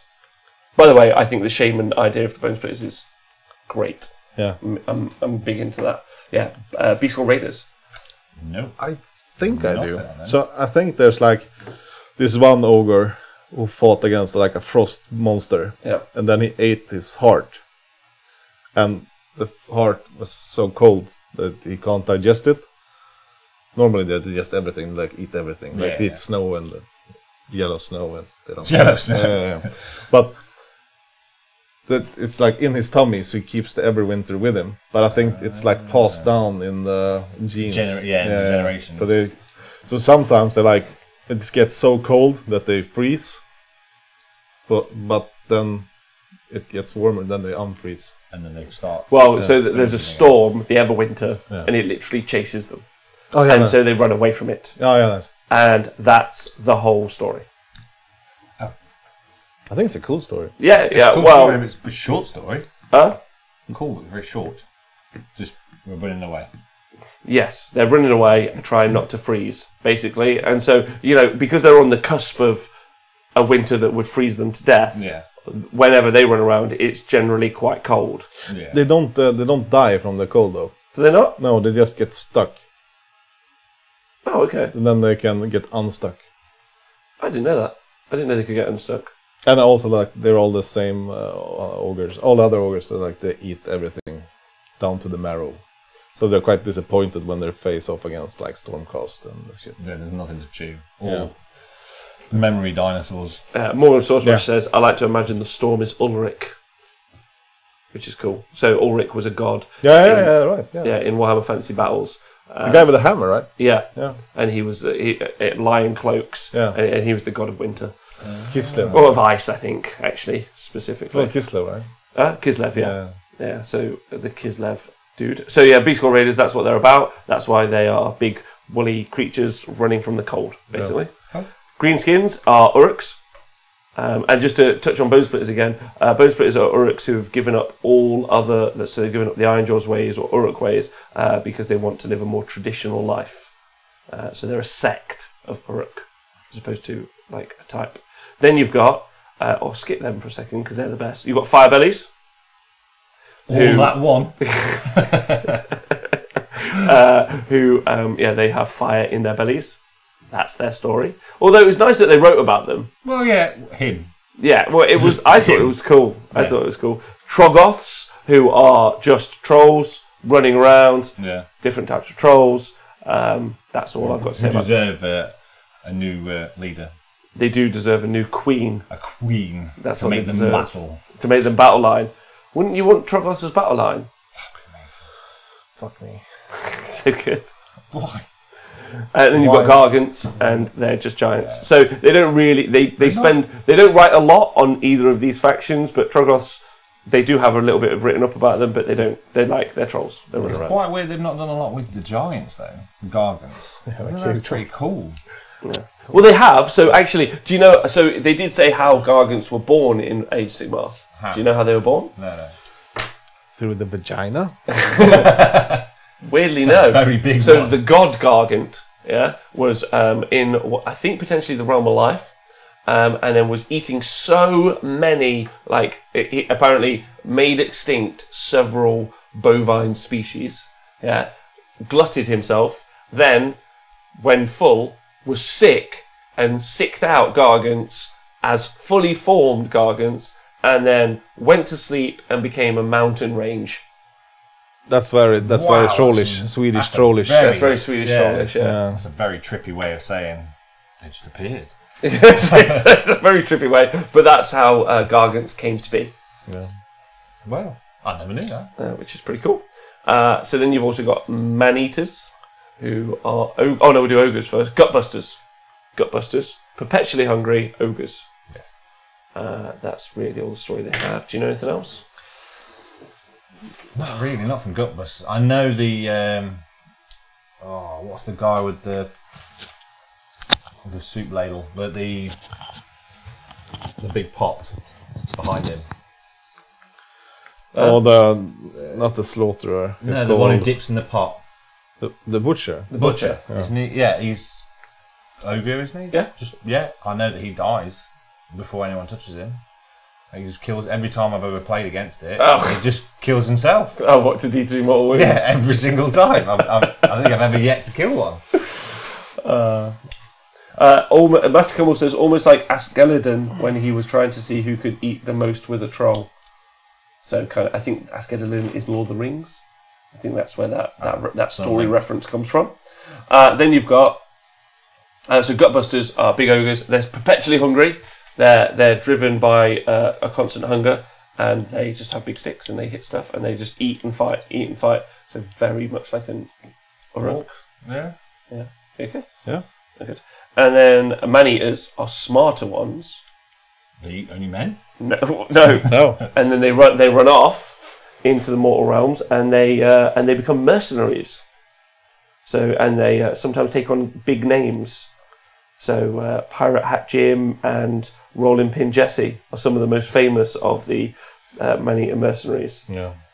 Especially Rolling Pin Jesse. Rolling Pin Jesse is famous through several different realms, through 2 at least, for a variety of reasons. And then you've got the sneakiest of all of the destruction forces, because Gork and Mork, the gods, so the gods of destruction, Gork and Mork, are they're both brutal and cunning, and then cunning and brutal. Yeah. So while the Ogres and the Uruks definitely represent the brutal part, the sneaky part is represented by the Grots. Yes. And then you've got Git Mob Grots. Do you know about them? Yes. Yeah. With fun. No. Maybe not. Oh dear. Jesus. Yeah. Trying to get us killed, man. Huh? Trying to get us killed. Did he say that? Yes, I did. Yeah, so Gitmob Grots are just sneaky, horrible, nasty grots, and you can find a lot of them in cities apparently sometimes, skulking around and being pretty snaky. Yeah. And then also, you have Moonclan Grots, who are described as smaller. They're smaller, weedier grots. I started off with Moonclan Grot back when I was about 12. So they're smaller than normal grots, apparently. And they live in caves, and they're dark and mysterious, and they listen to the Rasmus. And they love squigs. They love squigs, and then they carry around with them fanatics. Yes. Yeah, which is interesting. I don't dare say anything about it, because if it's like it's wrong. Interpreted like as negative. Yeah.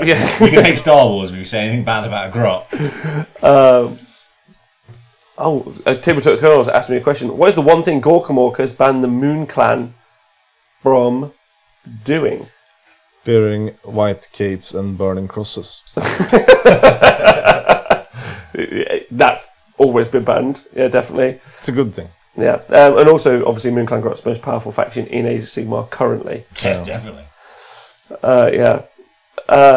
So, Moon Clan, they've got squigs. That's their thing. They've got fanatics. That's their thing. They wear cloaks and hoods because they live in caves. So when they go out into the sunlight, it hurts them. So they wear the hoods. And they worship the crescent moon. The bad moon as a symbol of Gorka Morka.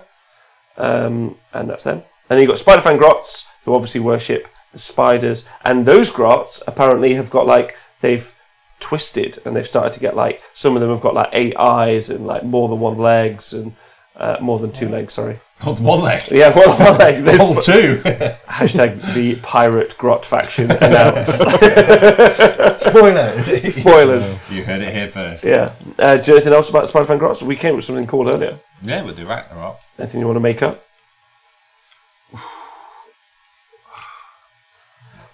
They're from the Bronx, and they're quite good at looking after the You really struggled to not include real world. I was like, how do I think of something funny for this? Yeah, like when they try to mate, they only kiss upside down, and it needs to be raining. Yeah. That's a great movie. That's great. That's just a good movie, I think. All right. And they hate hobgoblins. They do eat hobgoblins. Yeah. So that is. There's also one more race to talk about in the Destruction faction. Do you know who it is? Oh. Answers on a postcard. Who did we miss? This is some compendium shit. Nope. We're not talking about compendium. Yeah. Not Grots? No.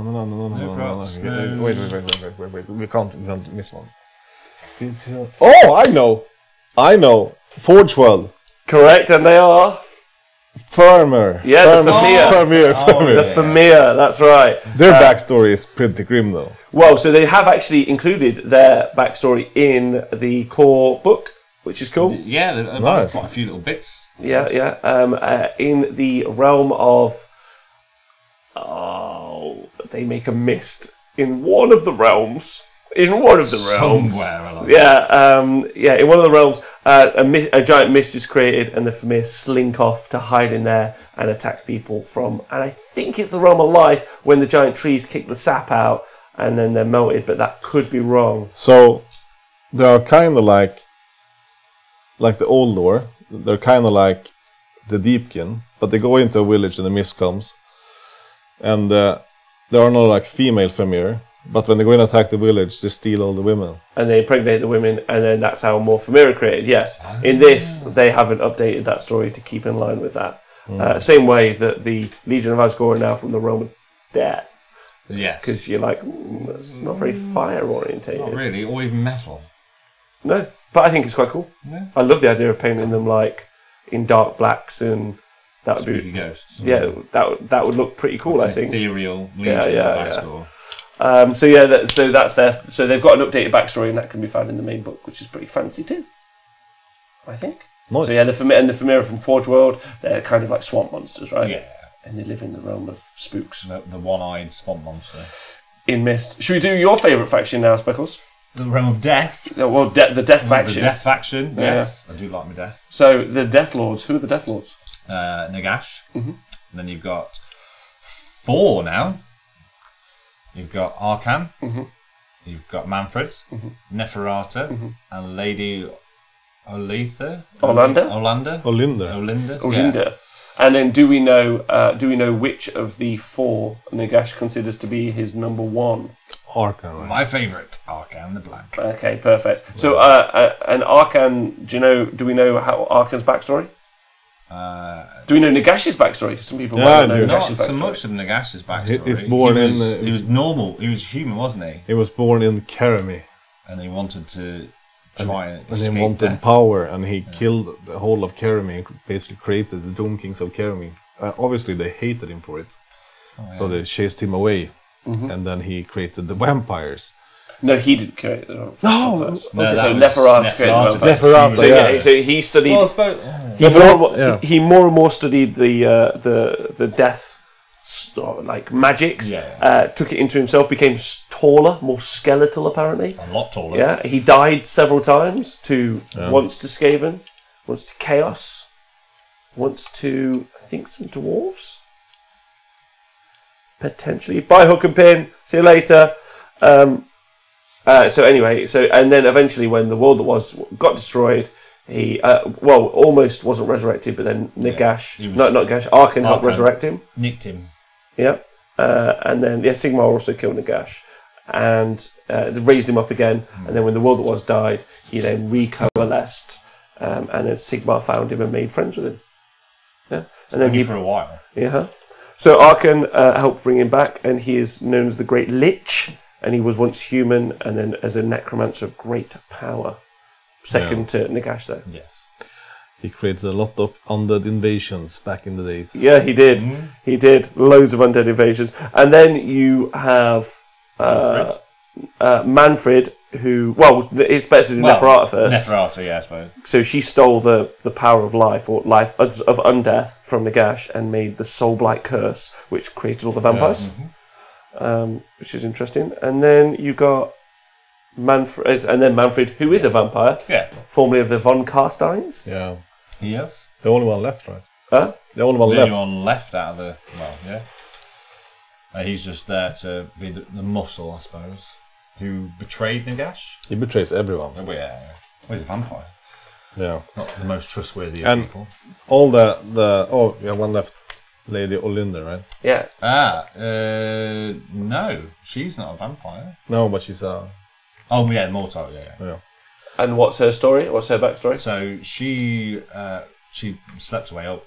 Oh, yeah, that's right. Yeah, she was a normal lady, and she wanted to get higher and higher, and she really wanted to take over a city, without looking in the book.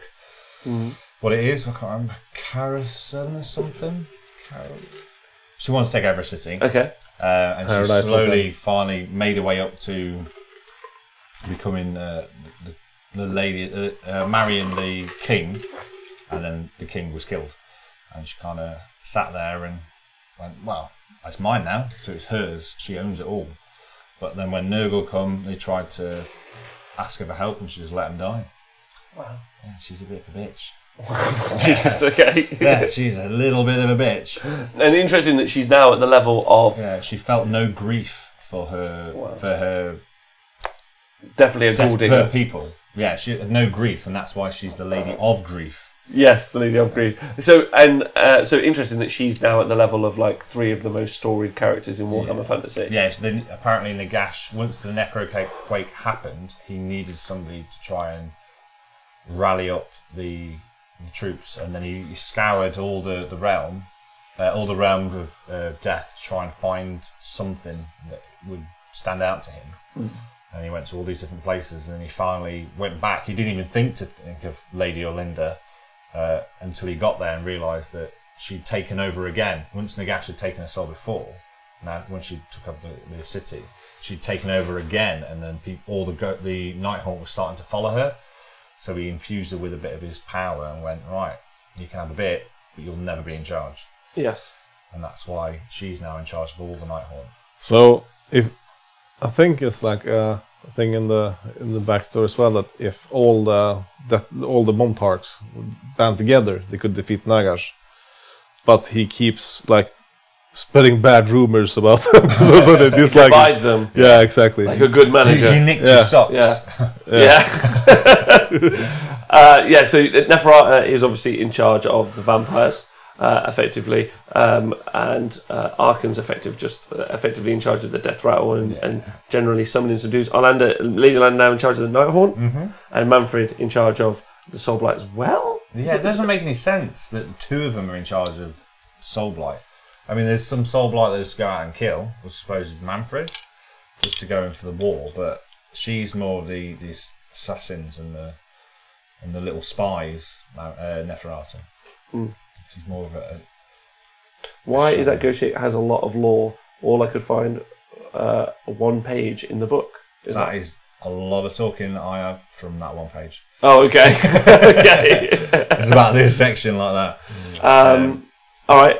Yeah. So that's the Death Lords, and then Night Haunts are Lady Olinda, Craven King, who there's quite a good story on him. He wanted to be king, and he was trying to fight. He basically couldn't fuck his way to the top, so thought he'd fight his way to the top, keep going, and just before he got there, he was taken out. So he never quite got there, and then. It sounds quite heroic and not like a Craven at all. Well, no, he wanted to take anything in his path. He just destroyed it along the way. And then he always wanted to be king. That's his only true ruling. And then Nagash said, "You will never be king." Oh, wow. He can't talk either, which is quite good, because he used to shout and scream and send his orders out. And now the only way he can talk is in whispers. So when in the line's important stories, he's kind of prevalent in there with talking through the walls and speaking to people, but only little tiny little whispers of things, which is quite good. So he can never talk. And the 2 spirits next to him to make sure he doesn't. Also, that's the malign important story. I think so. I'm only reading bit. I've read I thought it was that story. I thought it was about Cetra, but no, he was trying to talk to him, but he couldn't obviously bark orders. But the 2 other little spirits that are with him are there to make sure he doesn't. 2 girls, 2 guys. Mortarch edition of Love Island coming up. Yes. Well, yeah. He was betrothed to her to make. She will always be in charge of him, so he'll never be able to get to the top. That's what makes him so angry. All the time. And then what else what else is the backstory for the Nighthawk? So they're basically ghosts, right? Yeah, basically spooky ghosts. Yeah. All the horrible souls that kind of no one ever wanted. And the guy's like, I'll have them. Well, it's because he was actually robbed of all the heroic souls. That's what his war with Sigmar is about, right? Yeah. Like, Sigmar stole, like, really heroic souls were brighter lights. They were all to be different lights, they were more bright and more tasty and powerful. Yeah. And so Nagash wanted them, but these were like the dark. Then they got stolen by Sigmar, so then he got the leftovers. So he's triggered. Yeah, massively. He's not too happy. But when the Necroquake happened, they all rose up, and all the ghosts that don't normally get together, but when they did, that was when the Necroquake happened. They all kind of got together. Thought they're not having it. No more ghosts. No more. No. All ghosts. All ghosts all the time. Ghosts, no people. All ghosts, no people. Yeah. Okay. And they're sick of death. And people tend to piss off all the time. It's just not nice. It's not happy. Ghost rights. Yeah, ghosts. They're all just holding little signs. Please ghosts were people. Yeah, stop telling me to piss off. Yeah. Life told me to piss off. Don't you do it too? Oh, it's like the Ghost Whisperer. Oh my God. That'd be Nagash, wouldn't it? Who is the Ghost Whisperer? Nagash. What was her name? Well, Lady Yolanda. No, the actors in Ghost Whisperer. Was Ghost Whisperer a film? No, series. Oh, Series. you're on some Zoe Hart. Is the name of her in the series? Yeah, what's the actor's name? Oh, I don't know. I just know that bit. Jennifer. Yeah, Jennifer what? Love Hewitt. that's it. Ghost Whisperer was a TV show. It was. Wow. Yeah. Maybe she's Lady Yolanda. Maybe that's who it's based off. Maybe. Is there somebody in the Battlezone who doesn't know that he is a ghost? There is a couple of names in here that aren't out, which is quite weird. What do you mean? There's the Karen King. No, his name. No, not the Carrion King. The Karen King. Karen King. Alright, so there's some characters in the book that we haven't seen as released as models. Nothing at all. And I read it, I was like, who is this? And they've also got some, like, there's things that make, so there's like the thorns. Yeah. Which are like terrain and bits that kind of represent death. And if you start seeing these things around, then you know that some spooky ghosts are coming out. Oh yeah, just like the ships from. Yeah, like the ships, but they have the thorns, if I can find it. The thorny bars. The thorny bars is a plant. What happened? Commonly associated with the undead. And with the Nighthawk in particular, its barbs represent the spirit's eternal pain and the cruelty to their existence, while the grave rose that sometimes appears on its stem further denotes death. It's quite cool. Wow. Yeah, so that's a horrible rose. It's not nice. Every rose has a thorn. Well, yeah, and there's some serious thorns coming out. There's quite a lot of roses on the Nighthawk models, isn't there? Yes, it tends to be. Got one. I think that's quite cool because obviously, like Moonclan have their like mushrooms and stuff, so it's quite funky that they've got like. But it's like all the way back from the terrain, and the spirit halls as well have some roses and shit, and the graveyard, like the fences have roses. Yeah. So it's all represents death, basically, the roses. So you think this is the War of the Roses? Yeah, what Tudor time. Oh yeah. Maybe it's referenced. You've got kings and ladies and Mortarks. Yeah, they've gone a bit Edwardian. Yeah, that's kind of cool. Yeah. Okay. So then you have one of your other favourite armies, Flesh Eater Courts. What's the backstory for them? They are bonkers. Yeah. Yeah. The Carrion King was infused by Nagash, given some power, I think, if I remember rightly. Yep. And he went a bit rogue and started infecting other vampires and other people. And their blood, the Carrion King's blood kind of went through, and any time anyone else was bit, it kind of spread like a virus. So they think they're all knightly and noble and Edwardian, maybe, but they're not. They're just eating flesh and ripping. It's more like Charlemagne, right? It's more like Bretonnian heraldic knights. Yeah. So they all think they're like good heroic people, but really they're under a malaise, and they're actually evil blood-sucking vampires or ghouls. Ghouls, they don't suck the blood; they just eat the flesh. It's probably my favorite backstory in all of it's so cool. It is. It's just everything in it. It's just they think they're doing the right thing and they're noblemen. Like under their circumstances, like would you consider them good? Yeah, they are good in effect. Because they think they're doing good. Yeah. In their reality, they're good. Yeah, in their reality. Yeah. They're subjectively good. Damsels in distress to them. Yeah. And then eating them. Well, she happens to be a band. It's a royal hunt. Yeah. They're all royal, very royal. Yeah. The Flesh Eater Courts are cool. Yeah. It's very, very cool. So effectively, there's kind of an infection, isn't there, that spreads, and it makes humans. And it apparently in times of scarcity, I read. So like, let's say chaos come and they burn loads of fields or something, and there's a time of scarcity. That's where Flesh Eater Courts are most likely to pop up, because the court part of it obviously is like an old school term of like social court. So that's where they're likely to pop up, and the disease is likely to spread because they're hungry, and then they turn to cannibalism, but thinking they're being good dudes. Yeah, I think on one of the Age Sigmar story, the audio books, there's one, or the main books, there's one bit where they're drinking from a well that they shouldn't do, the Stormcasts, And like, no, you shouldn't be really drinking. Oh no, they're drinking the blood of the animals. Yeah. And it sends them all crazy. And they suddenly start thinking that they're noblemen, but they're just eating flesh. Yeah, it'd be cool to do an army where, like, let's say you had a unit of 30 ghouls, like 15 of them were ghouls, but then 15 of them were like men at arms or something. Yeah, I was thinking of trying to do like a Bretonnian mix of them, but a lot of people have done that. It doesn't Have really. Yeah. Ghoul men at arms. What's his name? Podcast guy, Chris, the Black Sun guy. Tomlin. Chris Tomlin. Yeah, he's got a Bretonnian flesh eater corpse. Oh, cool. Yeah, it looks really cool. Yeah. Really cool. I've not seen it.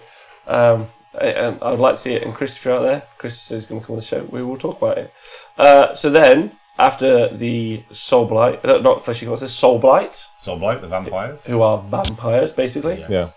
These ones do not glitter in the sun, do they? No, these ones don't glitter in the sun. No, they don't glitter in the sun. No. They're sure, not though? those ones. I So they're think I've less seen it. cool. I think I've seen it in the page. Whoa, more cool. Huh?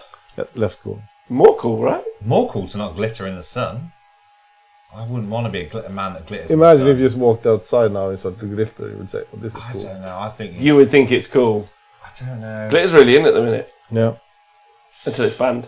But yeah, I still think no glitter for me. For a vampire, cool. You don't need to worry about what other people think. What about glitter parties? You can. There's some glitter you can buy and Well, you eat. can do that even if you're just a normal vampire. There's some glitter you can buy and eat to turn your poo into sparkly. It's just Yeah. Is there? glitter poo. Yeah. If I was a That's Fleshy unicorn Corpse poo. and I ate a glittery Soul Blight, would I have a glittery poo? You most likely would. Yeah. It's like eating a lot of beets. Wow. I Wow. don't The know how you cookbook of the work. Mortal Realms is back. And I'm so happy about it. In fact, really happy about it. So Soul Blight are vampires, basically. That's all we need to Yeah, say. there's not really much out there for them. Dead Walkers are zombies On direwolves. and direwolves. And corpse carts. And corpse carts. The Best- ultimate carts. The The best ultimate chariot. Chariot, Best chariot named that's the Sigmar. Although, do we need to update that? What's come out? Stormcast, they don't have any chariots. Nighthorn And Nighthorn have a Oh, coach. they're the coach. Yeah. Yeah. So, and then Dead Walkers are zombies. Zombies. Yeah. And then Death Rattle are skeleton warriors, Yeah. skeleton Skeletons. horsemen, And old kings. and old kings, white kings. Arguably some of my favourite of the death stuff. Although Nighthorn is a great shout. I'd be really interested to see, of all those factions of death, which one would you like to see them expand upon more? Or would you like to see them try and come up with something new? I think the Soul Blight. I think there's so much they can go. They go I really think good. Or really I think the bad. good thing with like doing a new Soul Blight is replacing the Blood Knights. Yeah. But I think something new and Sigmar would be some- cooler actually. I think they do home runs with all the new things they do, like the Creatures of like half bats. pirates. Yeah. Well, yeah, that'd be quite. the well, Soul Blight they do rob from like real world mythology Yeah, quite yeah. a lot, and there's like some fantastic mythos out there for like death and the underworld that they don't have to. I mean, obviously they've already done Egyptian, Yeah. like, but they could do. There's such a world of Voodoo. yeah, that would be cool. Quite cool. Yeah, there's all the African tribe stuff is really, really interesting for the underworld. That'd be really, really cool. It'd be really fun to see them like expand out away from like just 18th century. But it'd be good to see them expand into other realms, like Undead Skaven or Undead Sylvaneth. Like, why is it always the people? Then you would have the Dreadwood and the Deadwood. That would be good. The Deadwood would be a great. Yeah, but yeah, I mean, it's always people or dogs. Why not Dwarden or why? I mean, I know it says in the Legion of the Gash that they're harder to get hold of, So- but it is capable. So of a free people taking guy have souls. movement. A free people guy have movement 5, and a skeleton is obviously slower, so movement 4, and then Dwarden. They would be movement One. 3. Yeah. Well, yeah, but then if you had undead snakes, it'd be quite cool. Oh, what, like Melusai? Yeah, that'd be quite good. Yeah. But what would be nice is see them expand out, right, and do something. Yeah, Do something interesting. not just the same. Well, you're dead. You're a zombie. I think. And obviously for Destruction, we already know what we would like as a new faction. That would be, we'd like to see hippopotamuses riding upon squirrels. Hippos on squirrels. Yeah. Yeah. Well, yeah. That Giant would be the squirrels. definition of destruction. Oh, giant squirrels. Giant squirrels. Because otherwise that would be the definition of destruction. Get on your mouth! Yeah, well, hippopotamuses are one of the most dangerous animals in the human kingdom. Yeah. So, if they don't get into a destruction faction, I just don't know what's happening at this stage. They're deadly. They kill more than sharks. Somebody, a giraffe kicked somebody in the news not long ago. I'm sure I heard. Yeah, but they're not hippos. Do you know that Hippos are so dangerous. Gotta be a mean person to have a giraffe kick you. Yes, yeah. Do you know that more people, I think, at least a few years ago, more people died from champagne, what do you call it? The champagne cork. Yeah, than venomous spiders. So I think that champagne corks should be the new faction for destruction. Champagne corks, champagne bottles. Because if you did it like that, you could have the whole Beauty and the Beast range. Yeah. Chip glass. Yeah, that would be so cool. The candlestick holder, the clock. Yeah. Tell me you're not into that. Yeah, I'm into that. Yeah, I'm into that loads. We're just one beastman in charge of them all. Oh my god, that would be amazing. So then, next up, the final two factions, we have the most populous faction, Order, or Chaos. Which would you prefer to choose? I think Chaos would be shorter. So should we do that? Yeah, and then end on the long one, knowing it's the slog. the slog to the end. Yeah? You ready? Yeah, let's go. Let's go for it. Chaos, ever chosen, who are they? Archeon. And Grand Marshal of the Apocalypse, ever chosen. It's got one more title. that's it, Bringer of the End Times. Ever chosen, Lord of the End Times. Lord of the End Times, Grand Marshal of the Apocalypse. Grand Marshal. That's quite a good And the CD. kite Yeah. killer. Yeah. This is Remover Jon of kites. Snow. He's from the north.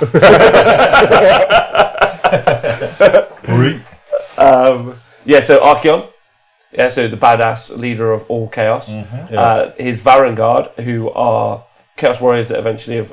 4 horsemen. They are. I read the Call of Archeon book actually. Yeah. And they are very good generals, like super good generals that answer his call. Yeah, he needs really strong lieutenants. Archeon keeps turning down Princehood because it definitely... I think it was alluding to he may be trying to become a Chaos God himself, because he wants no master for himself. His grand plan. It did say that from destroying the old world to being now involved in the mortal realms, he destroyed many other realities. So that's him, and he's got his Varangard. And he doesn't accept approval of the Horned Rat as a Chaos God. Yeah, he doesn't think the Horned Rat is a Chaos God. That's why. And also, if you feed stuff to ponies, they will become the thing that you feed them.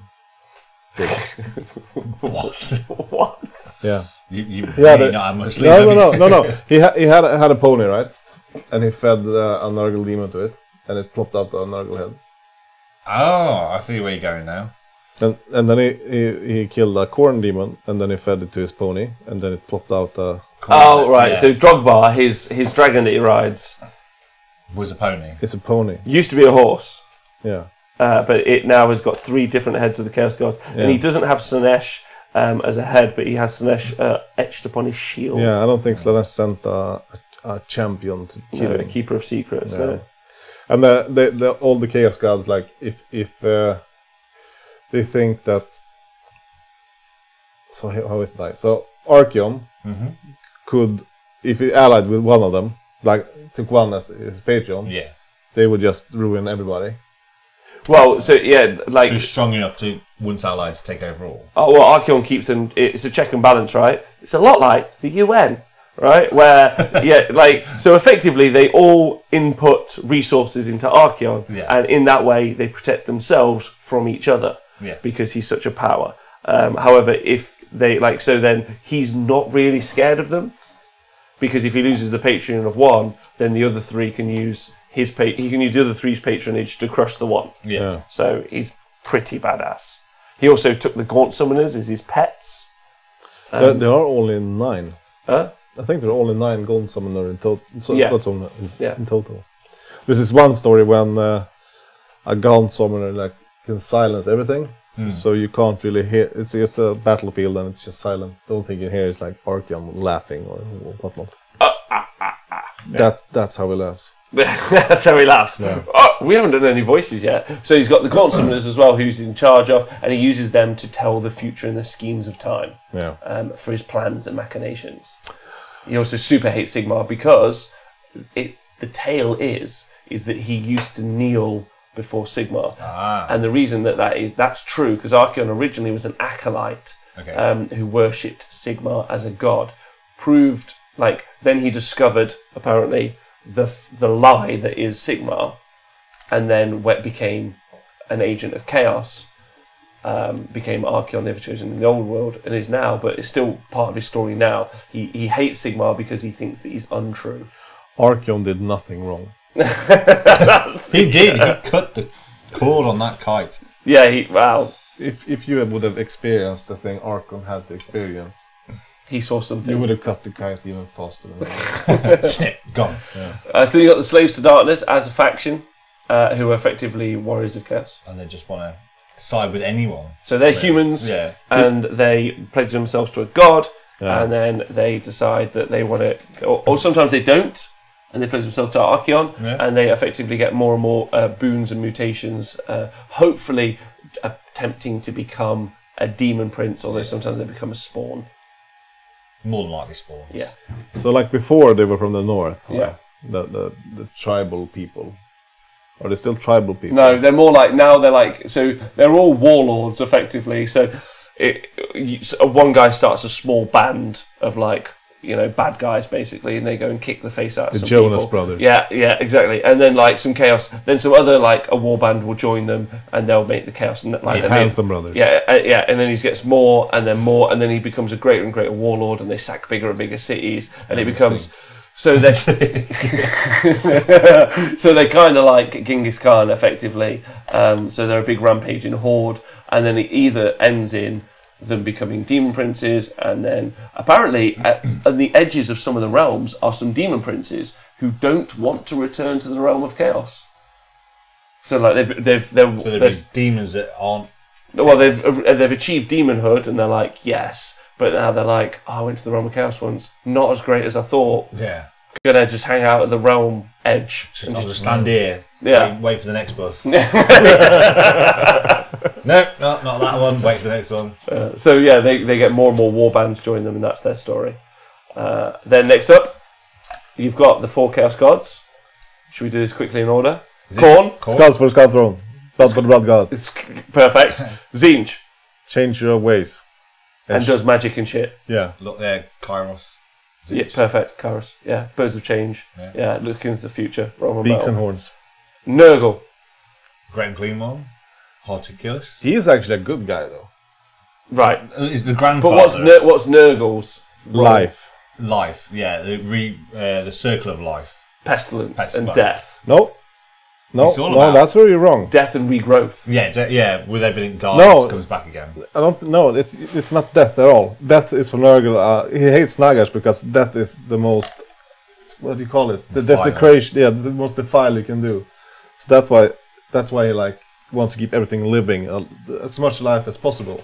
Yeah, and he doesn't like the regeneration of life, the circle. But it's a circle of growth. So when one dies, it makes the other one grow, and and he dislikes the pestilence because he uses it to kill, which is not good at all. Yeah, but then it makes everyone else die. And also, as LLV1 said, he hates change. He does hate change. But so. Yes, you're right, absolutely. And famously, there's a garden of Nurgle, and they're gardeners, quite famously, which is pretty cool and weird. So that's cool. The plague bearers, they're the telemen, the telemen of Nurgle. Yeah. So when they fight, they just count. If a plague bearer fights and he gives a plague, and then the teleman's like, that's a new plague, not counted that before. So the whole the unit, or what they say, they just keep counting 1, 2, 3. So weird, cool though. Very cool. Then you've got Sinesh, who currently is hidden, but his story is excess. So often people will talk about the sexiness of excess, but it can be excess of anything. Gluttony. Greed, gluttony, just generally excess. The 7 deadly sins. Effectively. Yeah. And then you've got some very ladylike with pincer very excited to see if they do some new Slaanesh stuff and how they envisage Slaanesh of now. Yeah, I mean they still have that. I mean the demons aren't that old. No. So it'd be interesting to see like how they will move. I would love to see some really like fat Slaanesh dudes. Yeah, for gluttony. Yeah. But yeah, they've already done that, right? But they wouldn't really do that as warriors, would they? You're thinking you're going to do an army for war. You're not going to go right. Just the fat guys at the front that gorge themselves to the point where they can't. I mean, they could be really topical and just have like loads of people on their mobile phones. Yes. Yeah. Yeah. And just tweet you. You're on this too much. And then you've got Thunderscorn. Yes, Right. which are the dragon ogres. Those are dragon ogres. Their story is that they are bestial creatures of lightning who may exist before even the gods. From the mountains, isn't it? Yeah, from the mountain ranges. So existed before even the gods. So they've got some backstory. Their backstory seemed quite thought out. So it does feel like that they might It's a shame. They could expand that range. It'd be good because they look amazing. Yeah, And that's about it. it would be very cool. I have 6 still on square bases. I have 6 still on square bases. I have no. Yeah. Not yet. And then you have Brayherds and Warherds. So you've got Beastmen, Gore, basically men who have turned into beasts, Sigor, and their backstory is effectively that they are ambushers and they hide and they want to just murder you, and generally they're orcs that are beastmen. Yeah. But they do it for chaos. That's their story. Unless anyone wants to add anything. Well, Instead of green, they just got do they like have they don't have a patron god, do they? No. I think they're just a result of a thing, right? Yeah, they're kind of like They used to nature have- and chaos combined. Yeah, because they used to have you could take marks. They have corn gores and pestigores and shit. But that's gone now. It's been gone for quite some time. Yeah. It would be cool to see them back. See that back. They're a cool faction. Yeah. Very cool. Yeah. But you already have some beastmen that are marked to Tzeentch because there's Angot, right? Yeah. Yeah, so, I mean, there are beastmen already. And then finally, you've got Skaven, the new... So, people may not know, but Skaven being in Chaos is fairly new. And they weren't once a Chaos faction, but now they are. Ah. Yeah, so the Horned Rat is their god, and he is now the 5th Chaos god. Which is very interesting and means there's not a parallel with 40k because they're not in 40k. That's quite cool. Yeah. I do like the Skaven clans. Yeah. So they come in clans, and there are the Master Clan, which is all of the demonic Skaven bosses, so Screech, Vermin, King, etc. Yeah. You then have Clan Pestilence, which is The Plague Guys. Plague Guys. You have Clan Eshin, which is the Assassin Guys. You have Clan Mulder. Which are the builders? Yeah, they're flesh builders. Yeah, they're kind of Dr. Moreau and also Frankenstein with rats. You then have the Clan Scryer, who are machinacious. So they build machines and they use a lot of warpstone to build destructive devices. And you have Clan Verminous, who are the warlike ones. And what's cool is they all have kind of like a large kit for their, like, I don't know what you describe it as. You know, their kind of boss. So you've got a Corruptor. Corruptor. Yeah, they're really cool. Yeah. Deceiver. Which were they were odd releases, and they still are odd releases. Deceiver is pretty tasty now, actually. This Deceiver is really good. The Warpseer is also really good as well. If you listen to the podcast we did with Dan Brewer, where he talks about how he uses his Warpseer to do 6 mortal wounds to stuff.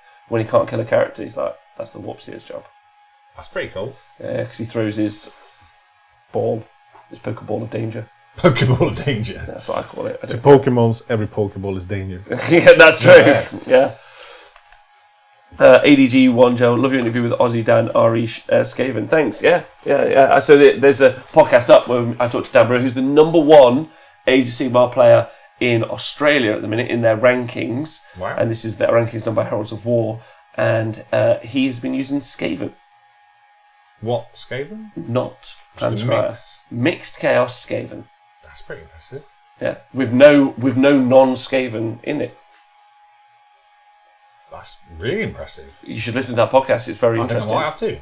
Huh? I think I might have to. Yeah, it's really interesting. He's got some really cool tips on how to use them. And it's mainly he doesn't fight anyone and runs away. Just nicking all the objectives and that's it. That's all he does. It's pretty clever. Yeah. Totally different tactical view on the game. He just doesn't play. He just runs around. He's like, nope. Yeah. And then, so that's all the Skaven clans. Skaven. Yeah. So that's Chaos. Any of those you would like to see expanded in the future? Skaven. Skaven, yeah. 3 votes for Skaven. Yeah. And finally, Order. The big one. The big one. So you have Stormcast. Which one? And if you don't know about Stormcast, I don't think we need to tell you. Golden Boys from space. Yeah. Sigmar's boys. Fire Slayers. Do you know about Fire Slayers? That they do anything for cash. They do anything for cash. Do not die. And they try to rebuild Grimnir. They do. With the Urguld. With the Urgold. Yeah, because the Urgold is the essence of Grimnir's. Yeah. So in Swedish, Urguld Urgold is ancient gold. Oh, really? Oh, nice. That's cool. So they're Duardin who they moved into they mine for Urgold. They're looking for Urgold, Into the volcanoes. Yes. Yeah. And they're looking for Urgold. That's their story. And they'll fight for anyone, right? Yeah. Yeah. Then you've got Carriage Overlords. What do we know about them? Sky Pirates. Sky Pirates, Sky Pirates. They have big, massive cities in the sky. Mm-hmm. There's different factions of them as well. Although you never see one. They like the Aether. I mean, that might change now, though. No, yeah. If you see them at all. But they like the Aether gold, right? Yeah. They're civilizations of cities that trade route cities. Yeah. And the good dwarves, they have like grudges, But these guys have the code. Code of ethics. Yeah. Yeah, so they have a code originally because during the Age of Chaos, most of their mountain holds, so they were classic Duardin as we know them, most of their mountain holds were getting a kick in, and then they learned to travel into the sky, and then they hid basically from Chaos in their sky ports. But then they would be at war with each other a little bit, so they developed a code so they wouldn't fight each other, which is pretty cool. Yeah. Really fun. And also there's a really cool story. They mine the the ether clouds for Ether? For ether, because it's the breath of the Smith god, Dwarven Smith god. It's a Grimnir. Yeah. So it's his breath that he used to blow on the forge when he was crafting things. It's pretty sweet. That's pretty cool. Pretty sweet, yeah. And then Sylvaneth are tree people produced by Alariel. Yep. They've got different holds. Different wargroves. Wargroves, yeah. And they all feel different things. Yeah, so I like that because you can theme them on the realms. There's also a Sylvaneth band called Grove Coverage. Grove Coverage, I think. Yeah, good. Then you've got Daughters of Cain, whose souls have been stolen from Slaanesh, and then Marathi is using them to rebuild her Daughters of Cain. Yeah, and she's lying to them. Yeah, because they think that they're twice trying. Now they've gone ladies lie that sneak their way to the top. Both examples. Apart from the only one, Alariel, is where they haven't made a subterfuge-based woman. So she's just a nice lady. She's a warlike lady. Nice warlike. Yeah, the Alariel that we're seeing is her war form. That's true. I can't say the thing I was about to say. With no other forms. Tell me later. Oh, I have a mic. Fuck.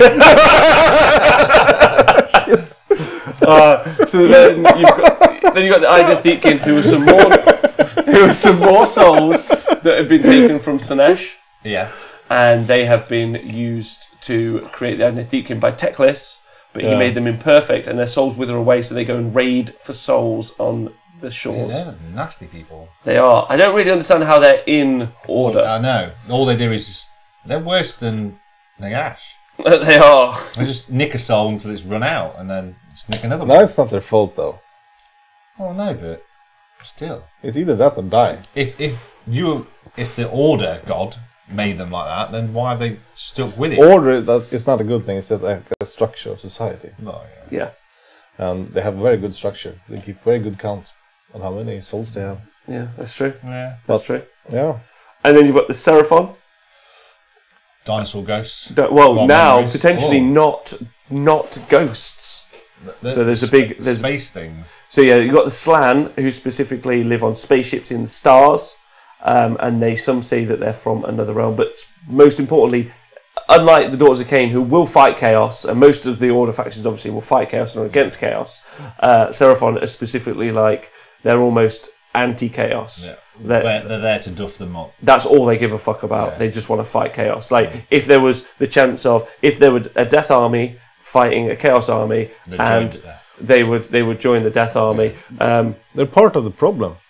They're part of who the Seraphon are? Yeah. Why? Because if they don't fight, if nobody fights, it's like, it's all good, right? That's true. It's true. If they accepted a bit of love into their hearts. Yeah. Yeah, but apparently they just sometimes Seraphon armies will pop out of. So it's kind of reference that maybe they teleport the Seraphon down as opposed to remember them. I personally like the made up memory thing. I like that. Yeah, it's not bad. It's like the slants are very powerful, right? Yeah, I don't think they should like fix teleport them. I think like conjure. It's so cool. Like for me, like the teleport at the moment is like, oh, I remember these guys. They were there. Oh no, I must have misremembered. They were over there. I like that. Okay. Yeah. For me, I would prefer them to have a more corporeal form. I'd even like them to get some cities back, which would be super swish. But then their backstory is not something we're ever going to get. But what I liked about their backstory in the old game was that they had a mysterious backstory, and now that's their backstory in this. Well, if you look at the cities, it's not that mysterious. You just stole their cities from the Mayans, right? Yes. What is the name of the Seraphon? The Lizardman city. Ziggurats. No, begins with that. Lustria. That was their place that they were from. Yeah, South America. So did you not know that the old Warhammer Fantasy realm was based on the map of the world, right? Yeah. Seraphon, lizard people. Then you've got free peoples, which are humans, and they're in every realm. Everywhere. Every realm. So there's not really much to say about them. They're just humans. Yeah. Just are we human? Are we dancers? Then there's the dispossessed. My favorite. Take it away. And what do we know about them? Solid pick of an army if you want to have a fun game. Good, yes. You get very proud when you win. Yeah. But also, they have grudges. Especially in Australia. And the list is getting very, very long now. It's basically everything that's more than moving forward. Not really the fastest of people ever. No. You always take 10 from the back. You always move casualties from the back. And you always move. And with the new war scroll for the Iron Breakers, they're ready to kick ass. They're ready to kick ass. So before, they could shoot twice if they just stood still, right? Yeah. Now they can shoot twice if it's 10 or more model. You get +1 attack on the missile rifle. So weapons. you keep running. And you can shoot 2 grudge torpedoes instead of just 1. Or 2 shots. That's good. Yeah. You just need a wizard and cogs. No. Yeah. Well, anyway, their story is that they were smiths in Azerheim, building a lot of the big cities found by Sigmar. Yeah, that was his thing. And then you have Darkling Covens. Yes, the sea people. Aren't they? Pirates, but they don't actually pirate anymore. No, that's a Scourge privateer. No. Scourge privateers. Yeah, sorry. The Scourge privateers. So as was Dark Elves, they're no longer pirates. They're more traders, and they protect the sea line, the coast from sea lions. From sea lions, from monsters, sea monsters. So they're kind of like the coast patrol. The seal clubbers. The seal clubbers. Yeah. I'm talking about like the Hoff. Like the Hoff, they're Baywatch. They're Baywatch. And then you've also got the Swift Talk agents, the postmen of the Mortal Realms. Yeah. That's their story. That's literally their story. Delivering letters. Yeah. Then Dispossessed, Darkling Covens. Darkling Covens, have got. They all centre around a single wizardess on a dragon. It's like cults, right? Yeah. So Darkling Covens. Yeah. Or Covens? Covens. Yeah. And we have, what's next? Eldritch Council. It's basically Hogwarts, right? Yeah, with the lions. Yeah. When with no Avada Kedavra. What? Say that again. No Avada Kedavra. Yeah, just Hogwarts. Yeah. No, which counts a lot. That so they use loads of magic to cleanse the land. And how do they learn that magic? Hogwarts is how they learn it. Yes. You have the Phoenix Temple, and they're cool. They've got a new backstory because once they had foresight gifted to them, and they knew when they were going to die. That used to be their story. They no longer have that now. Instead, just roll a 4-up. They now are blessed by they're either burnt and die, or frozen and die, and then come back to life, and then they silently go into battle because of the phoenixes, with flying phoenixes and frost phoenixes flying overhead. That's their new story, and they apparently do that silently. Silently, yeah. Because old Phoenix Guard never used to talk. But they now. They've carried that story on. They have a reason to not talk. Apparently, they were such potty mouths, so they weren't allowed to talk anymore. Yeah, no free speech for those guys. No speech. No speech. Then you got Order Draconis, which is dragons. Yeah, Dragon Riders. Dragons and Dragon Riders. Although dragons are in the descendancies, there's not as many dragons as there once were. Dragon Princes though. What? Dragon Princes. Yeah, Dragon Princes. With the true. Well, they're now called Drakes. Yeah, Drakes. The Drake series in the other one, isn't it? You then have Order Draconis. Yeah. Which is so they take. So Order Draconis are dark elves. They're the ones with the. No, aren't the Seraphon ridden things, the dinosaur ones. No. Yes, yeah, they're riding cold ones. Yeah. And they also have cold one chariots. Yeah. The good-looking cold ones. Absolutely. Not the crazy-looking ones. Dinosaurs riding dinosaurs, though. Insane. That's better. Yeah. They're also shadow blades, and they're described as assassins. But they're described as they get sent into the different cities. Because when we talked about Azerheim as a city, at one point some Chaos cultists got in there, and so Sigmar was wrathful and smashed their faces in. So the assassins now work for Sigmar, running around finding like the leaders of cults and killing them in cities. Yeah, that's pretty cool. That's pretty cool. Yeah, and apparently there might be a god in Uglu who they worship and follow. Oh, that guy. The Uglu assassin. What's it called? Malarian? No. There's this one. Malarian is Malekith, right? Yeah. So there's this one chaos god that is, what's it called? Chat knows. The dark one, the black one. Oh, Malazar. Yes. I don't think he's maybe in it, but if they've added more Chaos Gods, they might add more, which would be cool. Why not? I think it's Malazar. Yeah. Everything's got to expand. Mm-hmm. And then Malal. Malal. Thank you, Jason D. Fluffer. Yeah, Malal. You've got the Ironworld Arsenal. Yeah. And their backstory is that they're cannons, and cannons and war machines, and they usually are on the walls of cities. That's their job. Just sitting there, waiting to shoot somebody. Yeah, into another realm. Yeah, defenses. Then you've got the College Arcane. Do you know what they do? Harry Potter. Harry Potter. Yeah. They study the Hufflepuff. They study all the magics from the different realms, and they study each. Usually they specify, so they'll just learn life spells. Yeah, or death spells, or metal spells and stuff. And sometimes they'll make vehicles of war, and they're often the people who help take realm magic stuff, and they'll turn that into arcane items, and so they're kind of like the wizardy crafting people. And sometimes they play a lovely game of Quidditch. For God's sake. Oh dear. And that is that's all of them. Is that all of Order? That's all of Order.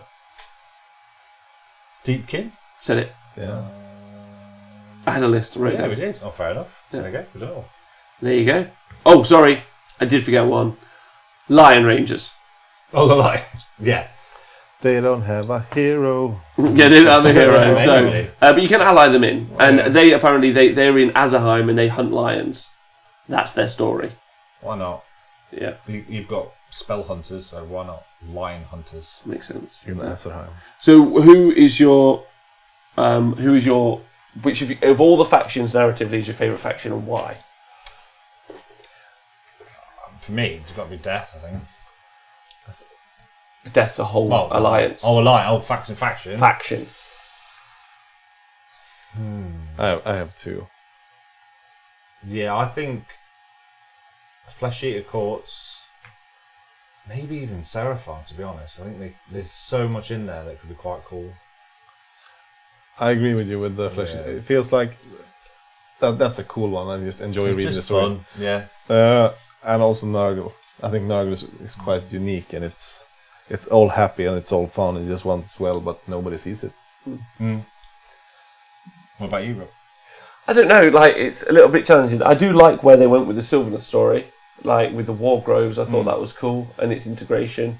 And I like Alarielle's story, but then they didn't really massively expand outwards on that. I think the Kharadron Overlords one is pretty amazing, because it would be it's got to be challenging to take Dwarden stories, so like Dwarf story, and then make that more and make that different. I know they've just turned them into pirates, but they've done it in quite a good way. Yeah, they're not just pirates on boats, they're pirates on boats in the sky. I think like all the new books, all the new battle tomes have really good as well. Yeah, it's like they have a strong narrative. You can't complain about the narrative of any of the new factions. Yeah, or the factions that have battle tomes. So, like, I enjoy reading all the backstories. Like. Yeah, the Nighthorn one's really good as well. Yeah, the Stormont Crest one is massive. Looking forward to reading that. Yeah. So hopefully that gives people like a rough review of what the different. It was rougher maybe than I intended, but a rough review of the different factions. I think Khorne is quite dull.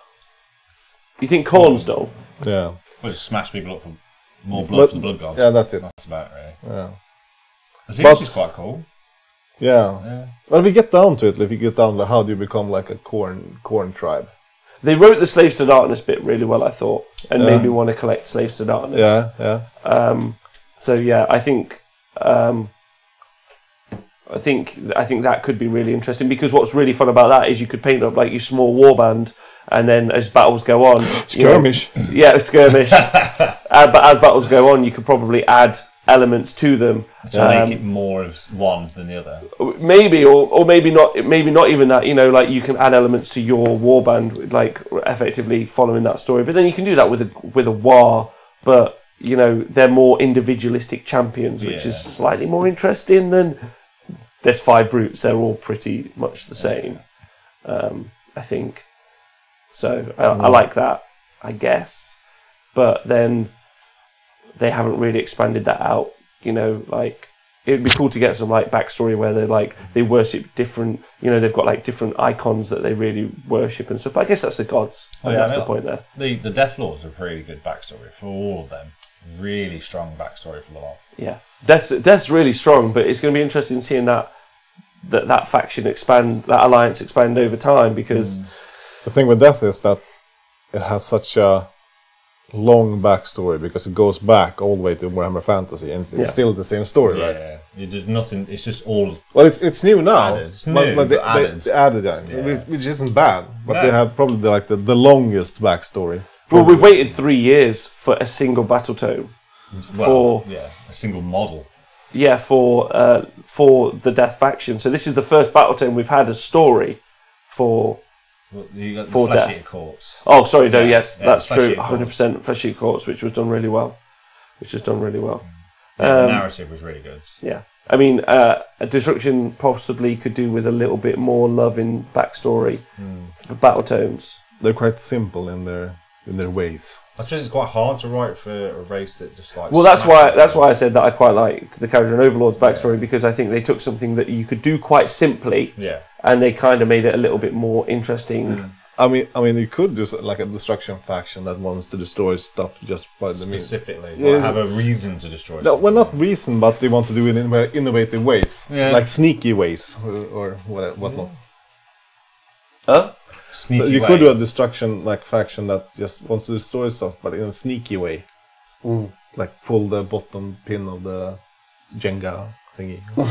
Without just who are more sneaky, I guess. But then I suppose that's really what the Grot's part of that faction is for. And then we've yet to have a Grot battle tome yet. Yeah, and what's nice is they've definitely picked 3. So there's loads of story to come, I imagine. For me, my favourite bit from the core book was probably reading about how the Realm of Life not the realm of life, the realm of fire started, became empires, and then fell.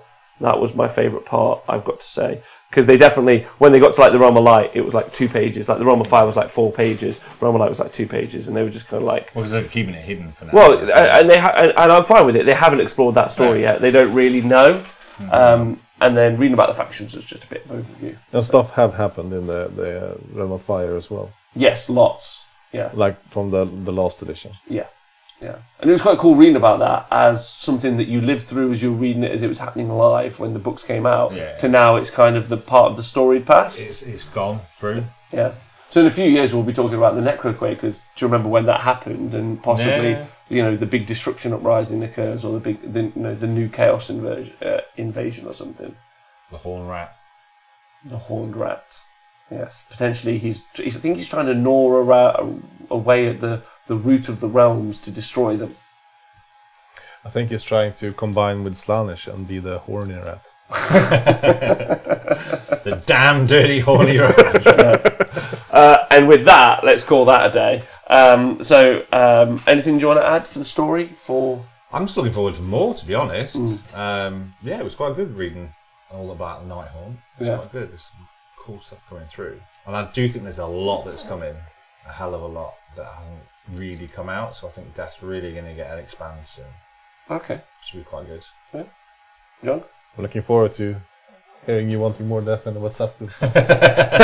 No, but I think I really enjoy the lore of Age of Sigmar and have done it really like from the game came out. Well, not the first book, that was kind of disappointing, but from there forward. And I think the narrative is one of the strongest points at the moment. Yeah. Now. Yeah. With everything they've done since Malign Portents. Exactly. Malign Portents. I still enjoyed but it's different now. Before, like, anything goes. Yeah. And that's cool, like. And they've left that. Anything around the realms. Or there was a bit in the realm of life where if you got too close to the realm of life, you just perpetually gave birth, which was. That's random. Well, I know one Maria who did that. Yeah, so, that's pretty scary, right? Yeah, and true. Yeah, it's for a dude. Exactly. Yeah. So that still exists around the realms, like magic and the story becomes more wild. So if you still want to make an army of Kitbash of 2 factions that you really love, that's still possible to do around those outer realms. But you like that it's more centralised now and there's more...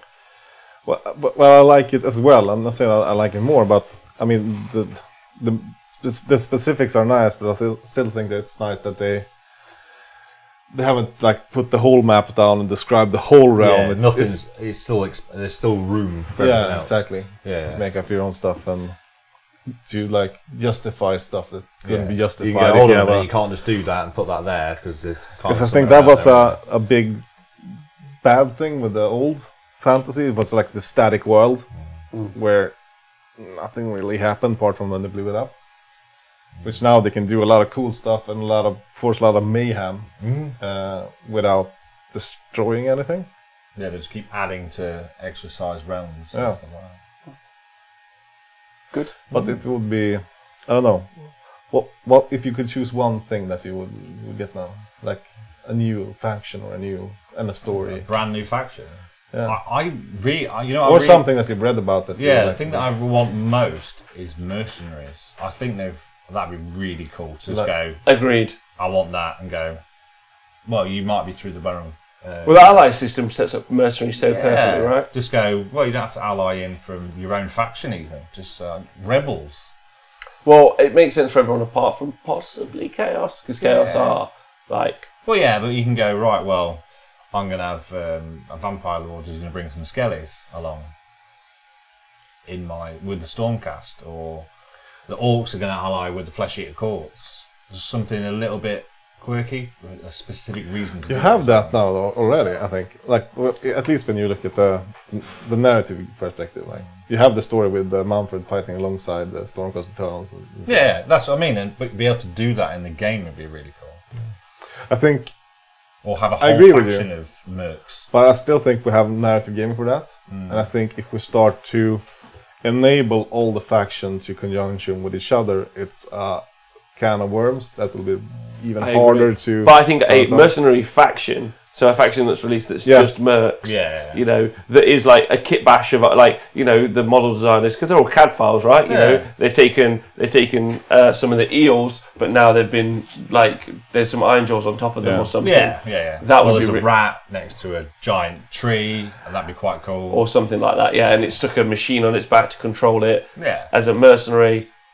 Fantastic. If I could see a faction based around the halfling hotpot. A halfling hotpot. Yeah, do you know what it is? It was this old empire figure, halflings that fired a catapult. It was a hotpot with stew. Okay, so have a little hotpot. Yeah, but like a halfling faction. I just want the monkey from the Free People's engineer guy. I want him to get some rules. This rebel to Planet of the Apes. He was in charge of the mercs, surely. Yeah, they did definitely have Dogs of War back in the day, and pretty much what we're talking about. So yeah, give me halflings, give me death, says Morgan Stormsplasher. Yeah, you could do like a regiments of renown, like where you have the undead orcs fighting alongside the drunk, but as its own faction. Yeah. And you could hire them in, but as allies. But it could expand so much, though. Yeah. Absolutely, and what's really nice is that we've got this all to come. I mean, it's still what's interesting talking to you guys. Obviously, is like some people still don't even know roughly the story for lots of the factions that they might play. So that hopefully this has covered you a little bit. So when you are rocked up against, I don't know, the pirates, so Scourge Privateers, you're like, oh, actually they're not pirates. They're kind of like Coast Guard. Yeah. Baywatch. They are ready. Are you ready? More than sort of, I want Azerite Free Guild to be human dwarven ogres and halflings like the Imperialist Guard. Yes, couldn't agree more. Thank you, Speckles, very much for being on the show. No problem, anytime. You're wonderful, Jonathan. Thanks for being on the show. Thanks for having me. Yeah, thanks for helping me go through this story in this very hot day. It's a hot day. It's cooled down a lot now, though. Not for me. I'm still very warm. Still sweating. Everyone on Twitch, thanks very much for being here. It's been a wonderful day. Thank you very much. Don't forget, we're live every Monday on twitch.tv/The Honest Wargamer at 7 p.m. till 11 p.m. UK time. Yeah. And everyone on Patreon, thanks very much for being babes. Hope you're enjoying your exclusive interviews and other stuff that's been going on in a minute. Some of those interviews coming out soon. For instance, a really great chat. And I've now got a monthly section where there's a chap in Australia called Dan. And Dan plays Dispossessed. Dispossessed Dan. And if you listen to that, which is really good, I lure Dan into a false trap about an hour into the show. And it's worth listening because me and Dan are going to be meeting up once a month to talk about our adventures in the mortal realms. Yeah. So give a listen to that if you get the chance. Thank you to you two. No problem. Do you want to shout out anyone? No.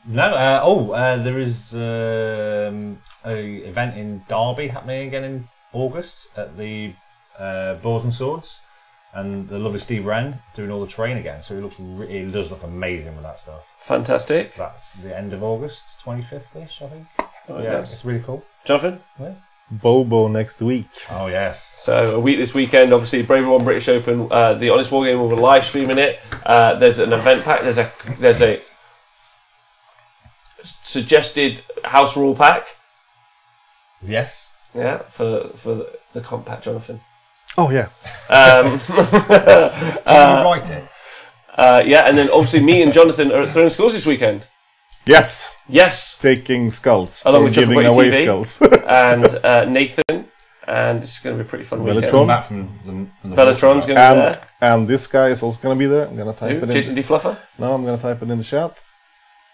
Spooner might be there this weekend as well, I think. This guy will be there.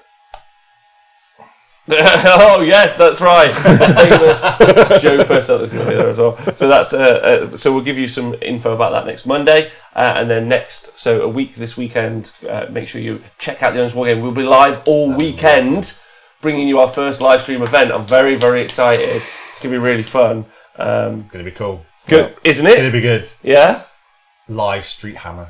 That potentially live Street Hammer. Jack Armstrong, the UK master, has challenged me to game Street Hammer, and that fucking punk doesn't know what the fuck is happening to him. He's going to get schooled up. Or which I'm going to throw sand in his face. Getting him to buy you then? I don't know what he's picked, but don't worry, he's going to get smashed up.